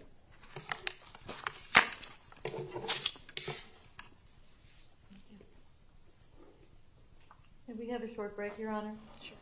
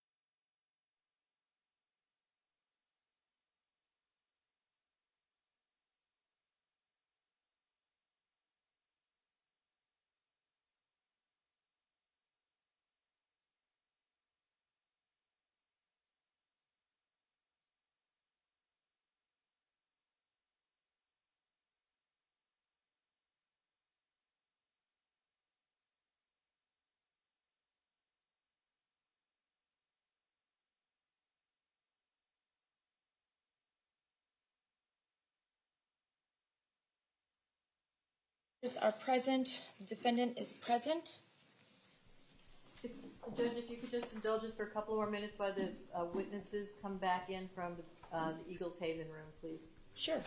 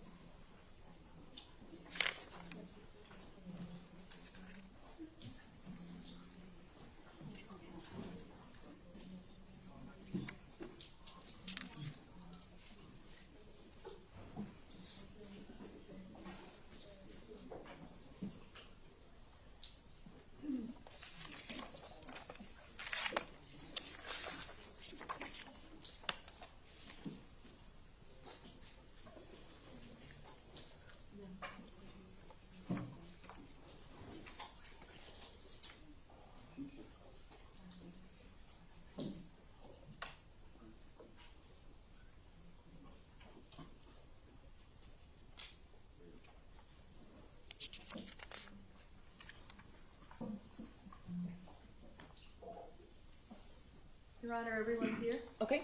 Thank you. Sure. The state would next call Ms. Andrea Gersey.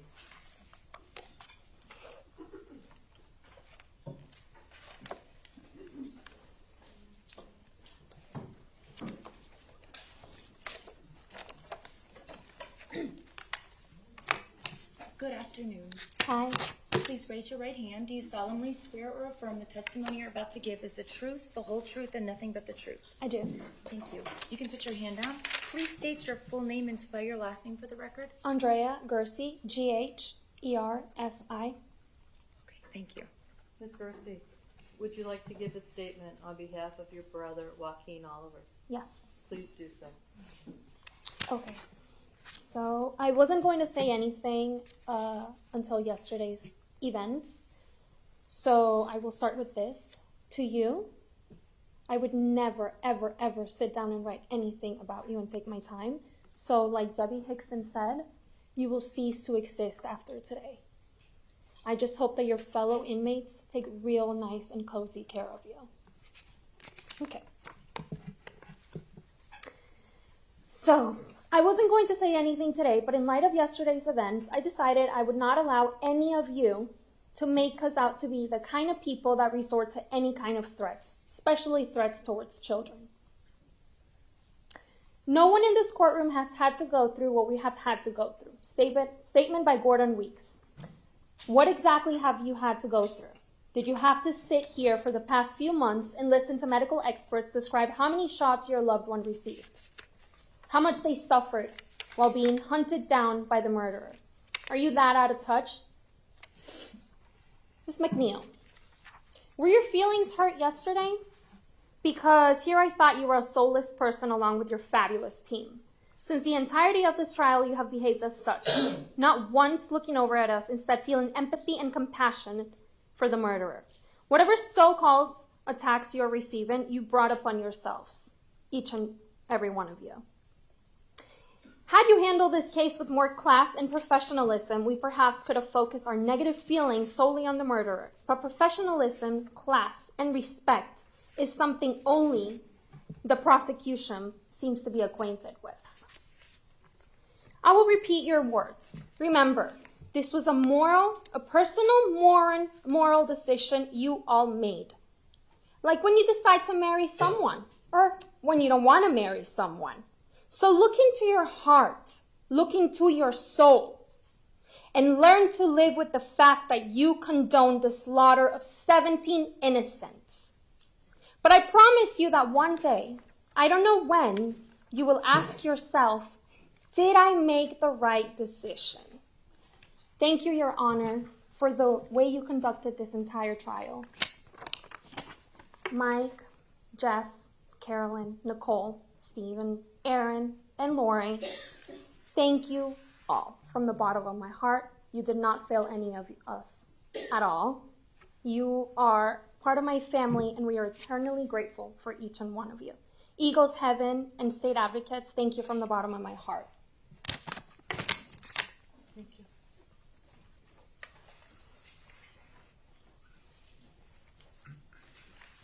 Mr. Manuel Oliver.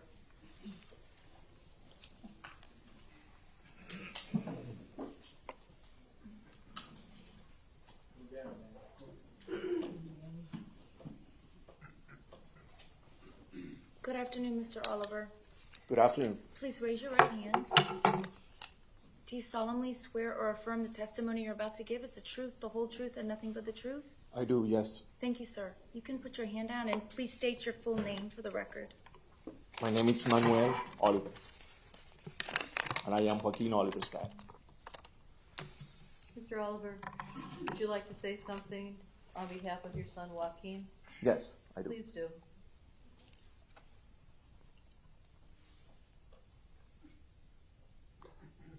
I was advised not to be in this room since the very beginning of the trial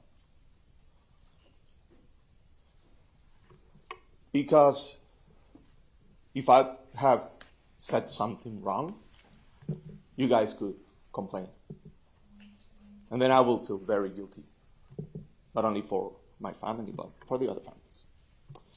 So I took an advice from some of my friends here and decided to stay home and watch you guys all time and watch my brave girls, Andrea and Patricia, doing what they did. And I saw how this doctor was explaining the autopsy of Joaquin. Details that I was avoiding, because I always hoped that Joaquin did not suffer. But he did suffer.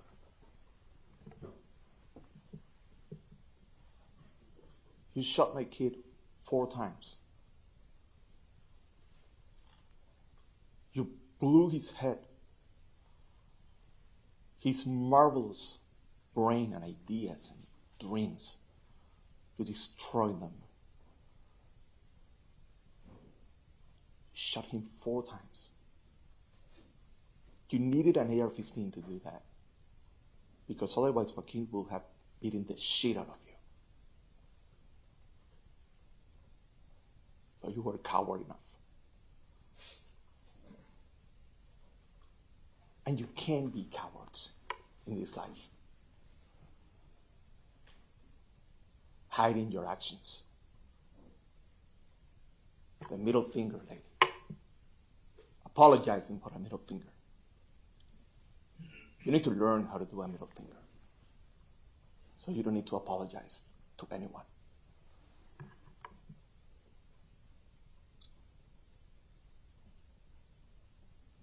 Yesterday I heard all of you concerned about your children.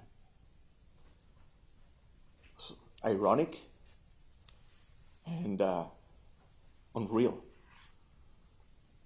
The whole trial suddenly. Oh, don't mess with my kids, my children. Keep away from that. Really? What about our children? So for a minute, the trial was about protecting your kids. That was crazy. That was crazy. I was told not to use profanity here. I won't. I'll try.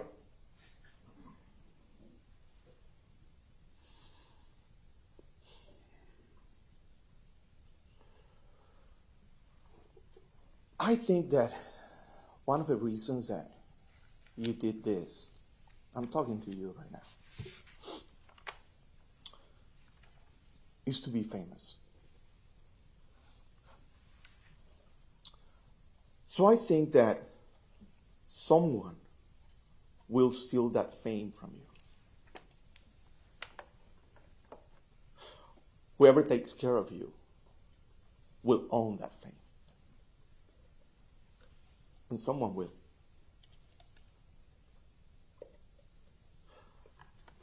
You're going to die before me. And I will celebrate when you die. I heard you saying that you don't want to suffer. You don't like painful things. You understand that you will suffer and you will go through pain. A lot of pain. It would be much easier. Die like a king in a supervised way that everything goes. I wish I could die like that. That's not your future anymore. A lot of pain, a lot of suffering, and someone will replace your fame.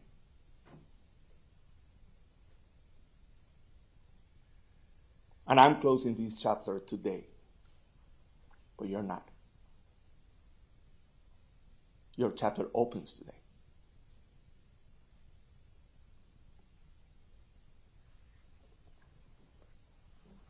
And Joaquin is with us, his mom, with me. We are with him every single day. That day, you didn't kill me. You didn't kill Patricia. So we are still Joaquin's parents. And Andrea is still Joaquin's sister. And we do what parents do.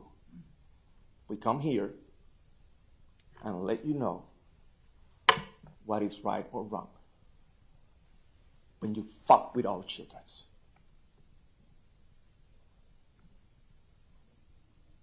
And a lot of people will hate all of you guys now. And they've seen your faces. And you can complain about what I'm saying right now. I don't care. Go ahead. I'm the last speaker, by the way, so I don't think nothing will happen if you say anything right now.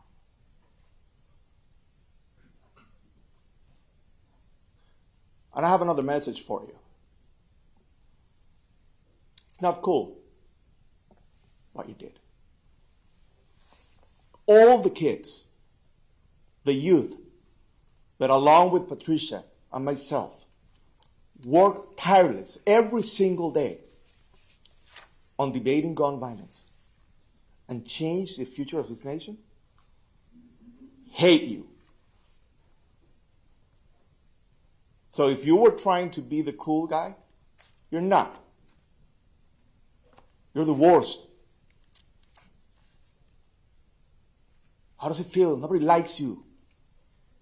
Sad.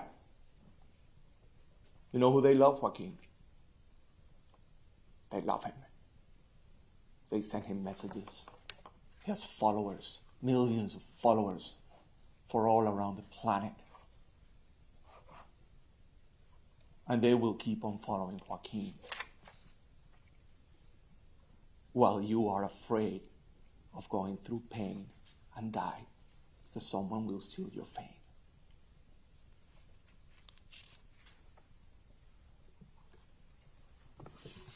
And this should be our chance to be very clear, sending a precedent out there, which is something that I was hoping it could happen here, but I'm afraid it didn't. Because if we have a death penalty option, again, you have heard this 1,000 times, and we're not using it to take care of this monster, then when are we going to use it? So, people that do what you do should be punished. And we have the chance to show everyone that that is an option. And we wasted that opportunity. So now, the families, including myself, we need to declare that precedent. That is wrong. People like you don't deserve a space here.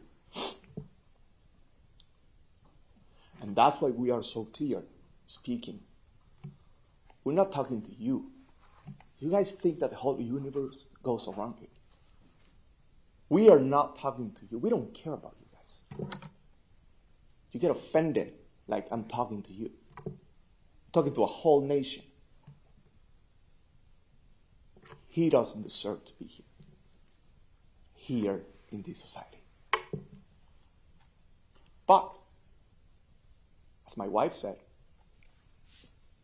karma. Oh, I'm crossing that line again.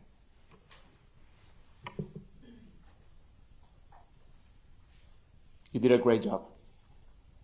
You did your best, and I know that. I can feel it. I saw it.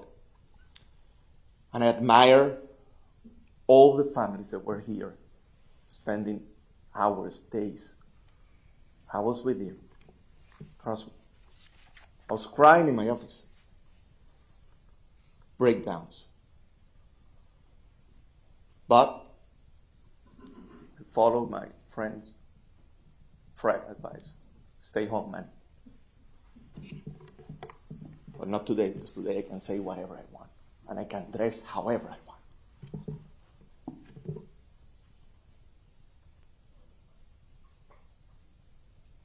All right.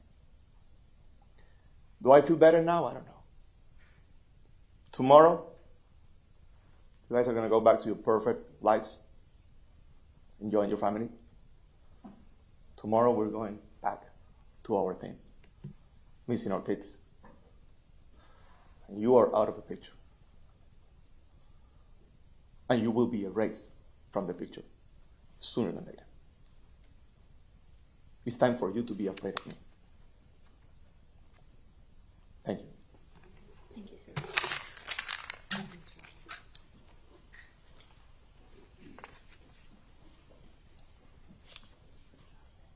State has no more witnesses, Your Honor. Okay. Does the defense have any testimony or evidence that you wish to present at this time?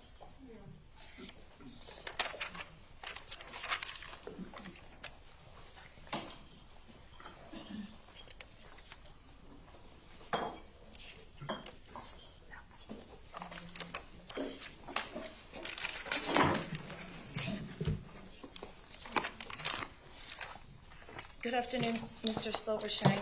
I've had the opportunity to read the state's memorandum of law with regard to sentencing, SF 231.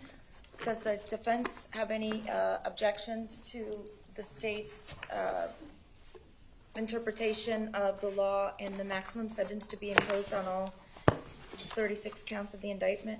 No, Your Honor. 34 counts, excuse me. No, Your Honor, we've also had an opportunity to review the score sheet, and we see no errors in that.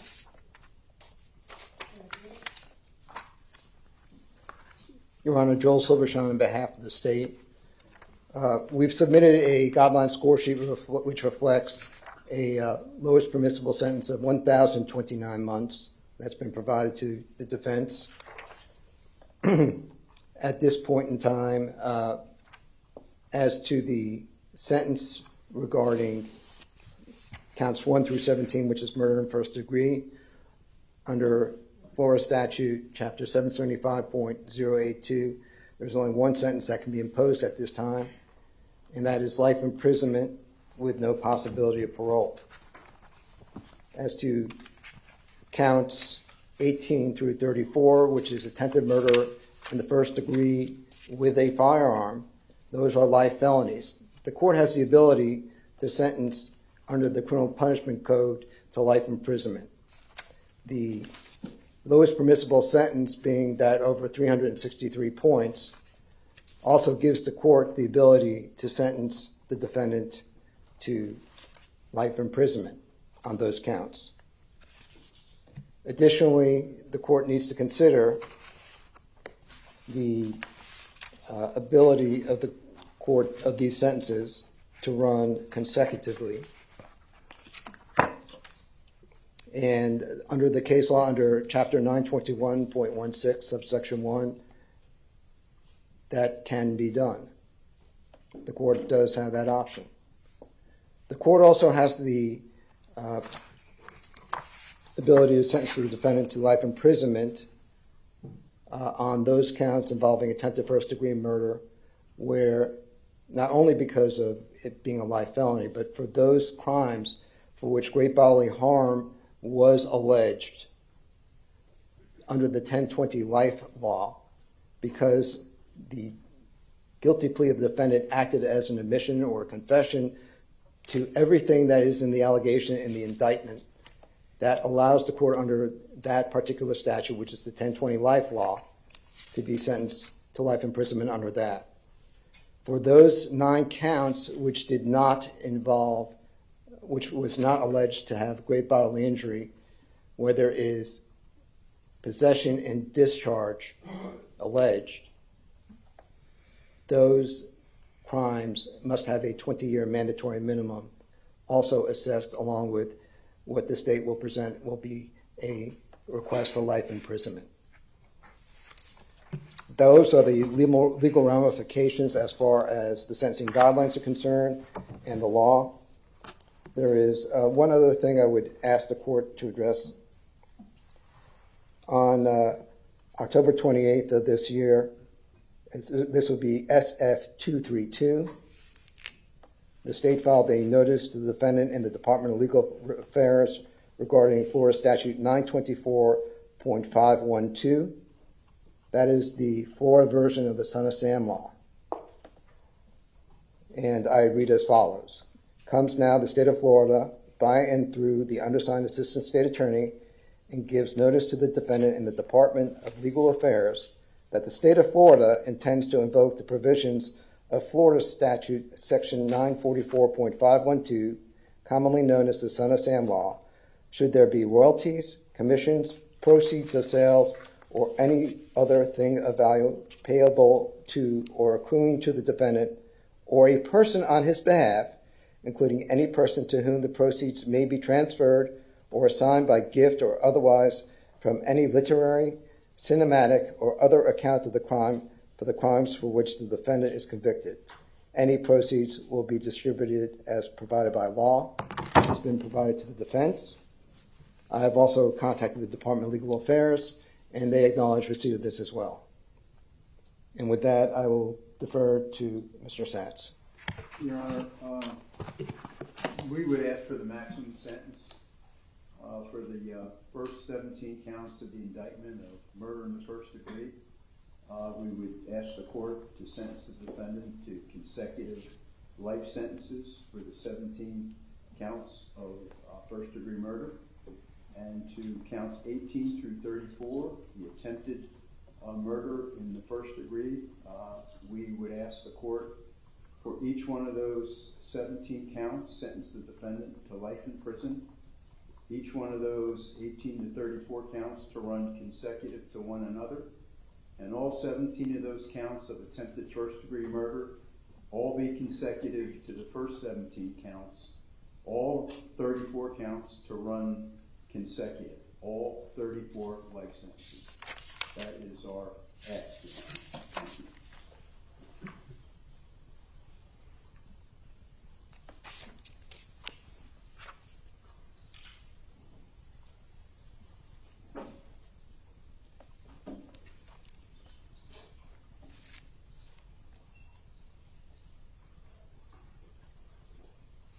Your Honor? Yes. May I address the court on restitution for a moment? Sure. Judge, I need to supply to the defense and to the court 34 restitution orders, and we are asking the court to issue an individual restitution order for each of the victims of 34 counts, but to also reserve jurisdiction for the amount of restitution. I have been in touch with Mrs. Neal and informed her that we are still gathering the various numbers of paperwork with the individual victims and families. And I believe she was in agreement with the court ordering the restitution, but setting aside and reserving jurisdiction for a later time to have a hearing on restitution. So there's no amount on any count currently. It's just you want me to enter an open order of ordering restitution and reserving as to the specific amount on each of the 34 counts. Yes.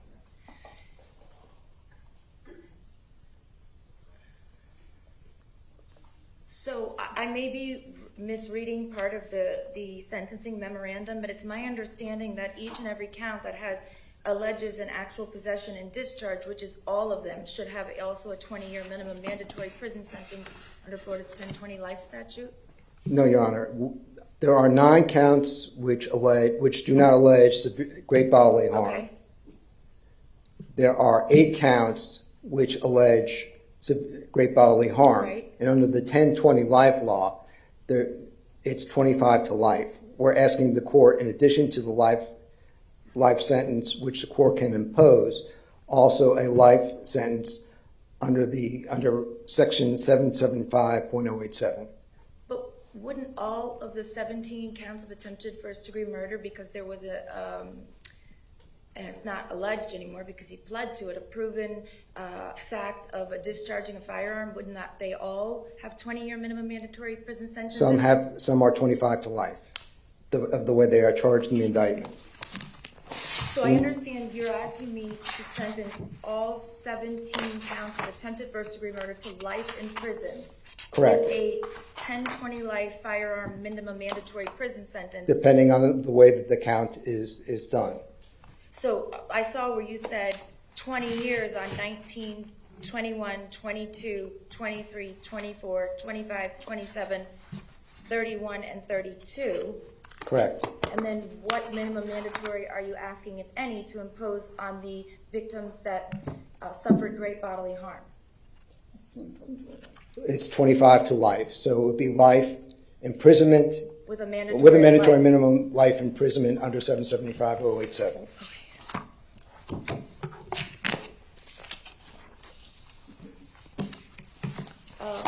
And those would pertain to the following counts: 18, 20, 26, 28, 29, 30, 33, and 34. So it would be life mandatory under 775.087 for counts 18, 20, 26, 28, 29, 30, 33, and 34.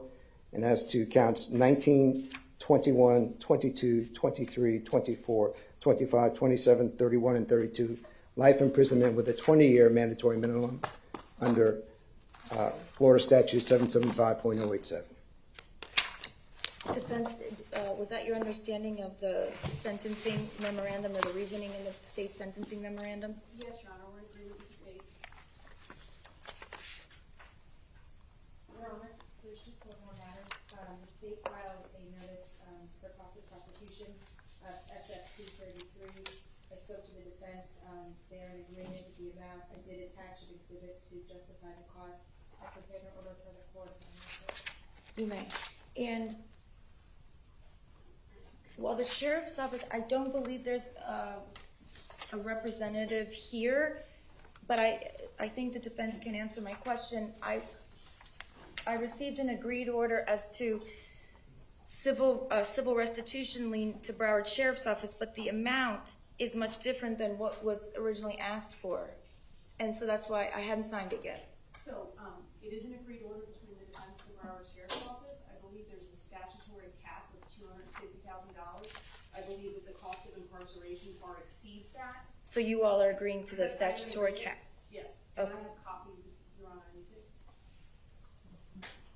I have the order right here. I just needed to reconcile the.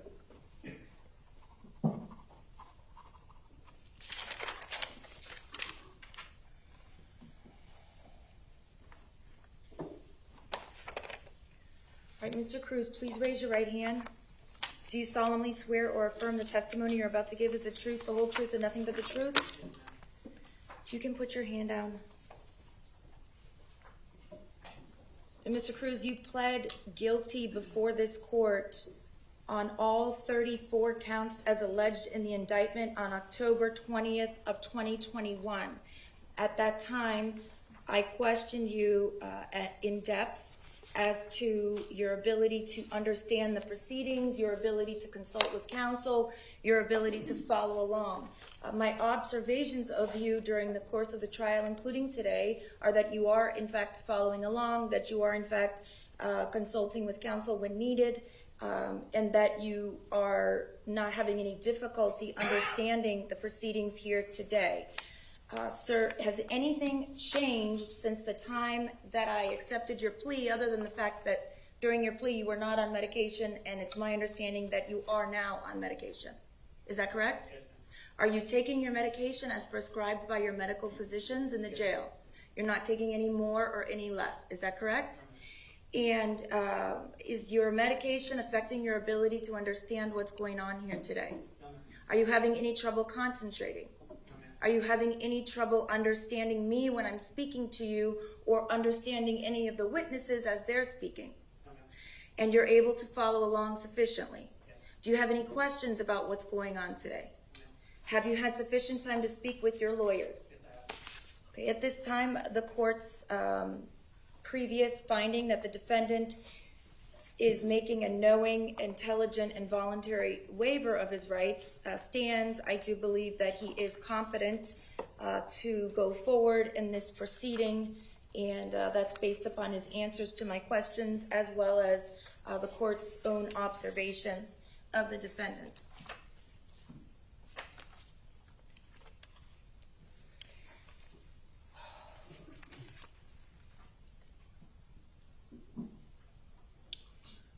Before I impose the sentence in this case, I want to thank the family members for the privilege of learning about each and every one of your loved ones. I can tell you that they will not be forgotten, and I feel that I know each and every one of them by the personal stories that you have given. By way of example, Mr. Beagle, I remember as the witty teacher with the dry sense of humor. Luke Hoyer as the unexpected baby that came but was so welcomed by his mom and dad. And these are just two that I'm remembering off the top of my head. You all have been so strong and patient and graceful throughout this process, and I can't help but think of how I would behave or respond if I were in your shoes. And the way that you have grieved so gracefully and have shown extraordinary restraint throughout this process is something that I've never seen. And as a group of people, you are so strong and so united that if anything good came out of this event, I feel seeing you, I can know that you are all going to be okay because you have each other. I know that that doesn't help at all, and if I could take your pain away or carry your pain for you just for 5 minutes so that you could breathe, I would. Because I can't even imagine what you go through each day.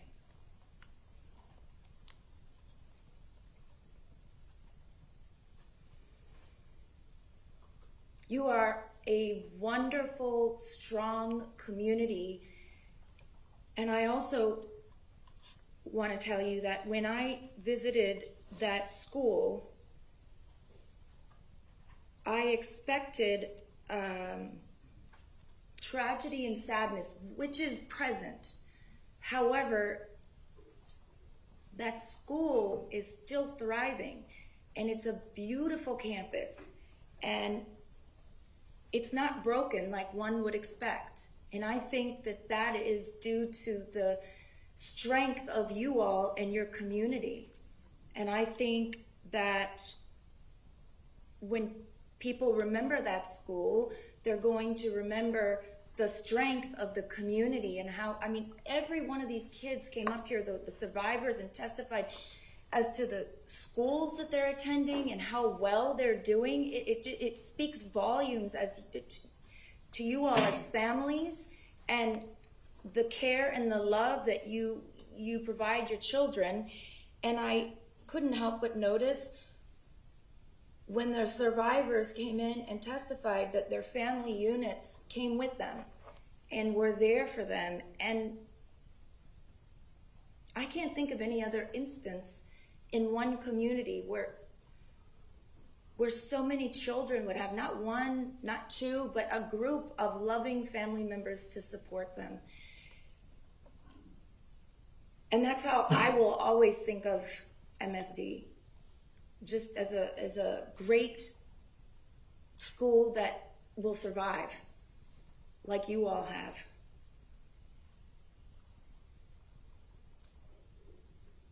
So many of you thanked me. I want to thank you because you were ordered so that we could have a fair and clean trial. You were ordered not to have emotional reactions, to show restraint that I don't believe. I think I would be like Mr. Oliver and I would have to be in my office because I don't believe I would be able to show the restraint that you all showed, and I thank you for that.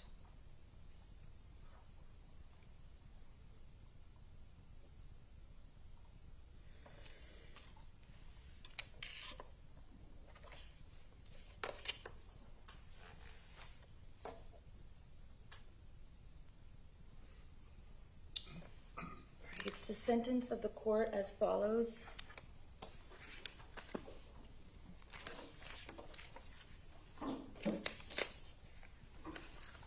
Count 1 of the indictment, the murder in the first degree of Luke Hoyer. The court imposes a sentence of life in prison without the possibility of parole. Count 2 of the indictment, the murder in the first degree of Martin, Duque, and Quiano. The court imposes a mandatory life sentence without the possibility of parole. Count 3 of the indictment, the murder in the first degree of Gina Montalto.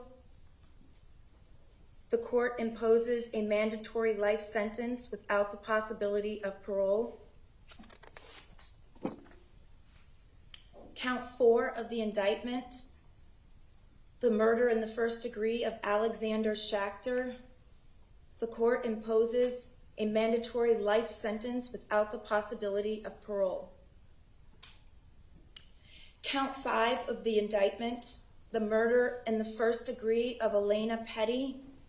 The court imposes a mandatory life sentence without the possibility of parole. Count 6 of the indictment for the murder in the first degree of Alyssa Al-Hadef. The court imposes a mandatory life sentence without the possibility of parole.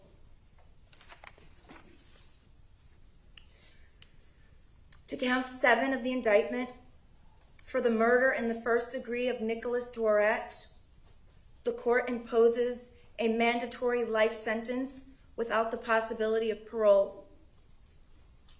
Count 8 for the murder in the first degree of Helena Ramsey. The court imposes a life sentence, mandatory life sentence without the possibility of parole. Count 9 for the murder in the first degree of Christopher Hickson. The court imposes a mandatory life sentence without the possibility of parole. Count 10 for the murder in the first degree of Carmen Shentrup. The court imposes a mandatory life sentence without the possibility of parole. Count 11 for the murder in the first degree of Aaron Feiss. The court imposes a mandatory life sentence without the possibility of parole. Count 12 for the murder in the first degree of Scott Beagle. The court imposes a mandatory life sentence without the possibility of parole. Count 13, the murder in the first degree of Meadow Pollock. The court imposes a mandatory life sentence without the possibility of parole. Count 14, for the murder in the first degree of Kara Loughran, the court imposes a mandatory life sentence without the possibility of parole. Count 15, for the murder in the first degree of Joaquin Oliver, the court imposes a mandatory life sentence without the possibility of parole. Count 16, for the murder in the first degree of Jamie Gutenberg, the court imposes a mandatory life sentence without the possibility of parole. Count 17, for the murder in the first degree of Peter Wang, the court imposes a mandatory life sentence without the possibility of parole.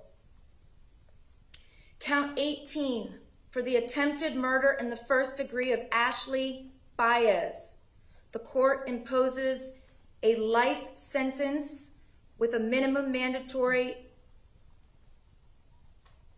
Mr. Silverstein, it's 25 to life? Yeah. Or do I?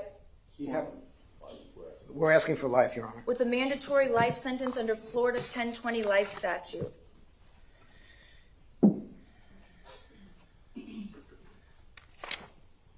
Count 19, with the attempted murder, for the attempted murder of William Olson, the court imposes a life sentence with a 20-year minimum mandatory sentence under Florida's 1020 life statute.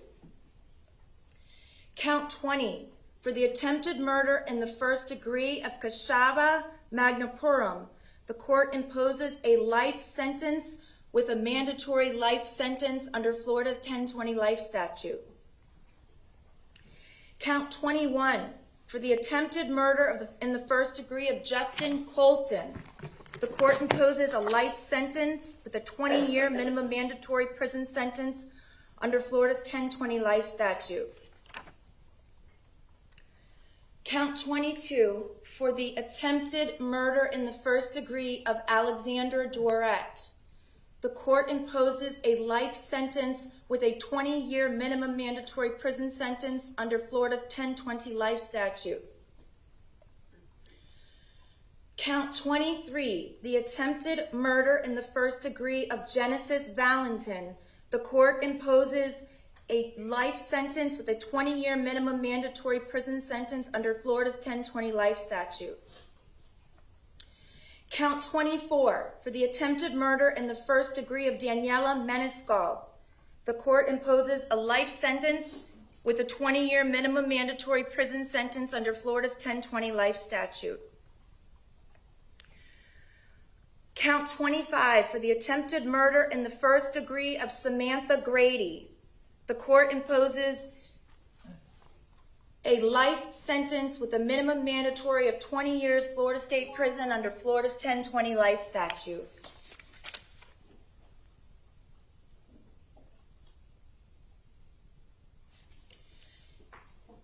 Count 26, for the attempted murder, Mr. Silverstein, I see you're standing up. Did I Just in case. misspeak? Okay. Count 26, for the attempted murder in the first degree of Samantha Fuentes. I'm imposing a life sentence with a minimum mandatory of life under Florida's 1020 life statute. Count 27, for the attempted murder in the first degree of Isabel Checker. The court imposes a life sentence with a minimum mandatory prison sentence of 20 years Florida State Prison under Florida's 1020 life statute. Count 28, for the attempted murder in the first degree of Samantha Mayor. The court imposes a life sentence with a life minimum mandatory prison sentence under Florida 1020 life statute. Count 29, for the attempted murder in the first degree of Benjamin Wickender. The court imposes a life sentence with a minimum mandatory of life in prison under Florida's 1020 life statute. Count 30, for the attempted murder in the first degree of Madeline Wilford. the court imposes a life sentence with a minimum mandatory of 20 years Florida State Prison under Florida's 1020 Life Statute. Count 31, for the attempted murder in the first degree of Marian Kabachenko, the court imposes a life sentence with a 20-year minimum mandatory sentence under Florida's 1020 Life Statute. Count 32, for the attempted murder in the first degree of Stacy Lapel, the court imposes a life sentence with a 20-year minimum mandatory prison sentence under Florida's 1020 Life Statute. Count 33, for the attempted murder of Anthony Borges, the court imposes a life sentence with a mandatory life sentence under Florida's 1020 Life Statute. Count 34, for the attempted murder in the first degree of Kyle Lamont, the court imposes a life sentence with a minimum mandatory of life in prison under Florida's 1020 Life Statute. I am ordering that each and every count of the indictment run consecutive to one another. Your Honor, on count 30, Yeah, on count 30, that is a 25 to life, not 20 years. Madeline Wilford. Madeline Wilford. Okay, excuse me. I misspoke. On count 30, there is alleged and proven the use of a firearm, discharge, and infliction of great bodily harm on Madeline Wilford. So I am correcting my previously imposed sentence. It is a life sentence with a mandatory life sentence under Florida's 1020 Life Statute. Again, I am ordering that all 34 counts of the indictment for each sentence is to run consecutive, that is, one after another. I'm ordering all mandatory court costs, all costs of prosecution. I'm ordering the costs of incarceration of the defendant by the Broward Sheriff's Office. I'm also imposing a public defender fee pursuant to Florida statute. I'm ordering restitution for each victim as previously named in counts 1 through 34 of the indictment, with the specific amount to be determined at a later time. I am ordering pursuant to 943-325, the defendant is to submit to 2 samples of his blood or less intrusive method for purposes of the DNA bank. Mr. Cruz, you are remanded to the custody of the Department of Corrections to complete the mandatory life sentences imposed by the court. You have 30 days to appeal the judgment and sentence of the court. If you fail to appeal within the allotted time period, or you fail to contest the imposition of any of the fees or costs imposed during that 30-day period, you will waive said appeal. I am also granting the state's motion under the Florida equivalent of the Son of Sam law, which means, Mr. Cruz, you will not be able to benefit in any way as far as monies are concerned as to the crimes that you committed. In addition, I am going to order the Department of Corrections to garnish the commissary account of Mr. Cruz until all restitution and costs of prosecution and costs of the Sheriff's Office are paid in full.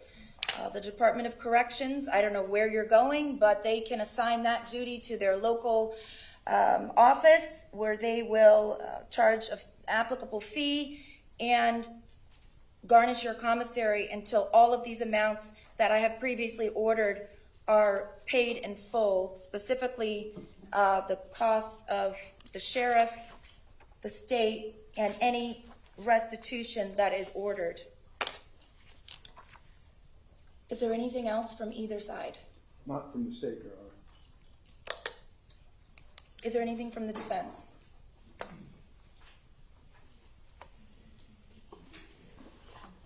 Your Honor, the defense waives the PSI at this point. It was previously waived. Then there was some discussion about whether it could be in a death penalty case, but the defense is maintaining their waiver of a PSI. Mr. Cruz, you're still under oath. Are you in agreement that you're not asking for a PSI in this case? Okay. Is there anything else? No, Your Honor. All right, he's remanded to the custody of the Department of Corrections. And he's to be given credit in the amount of 1,718 days time served.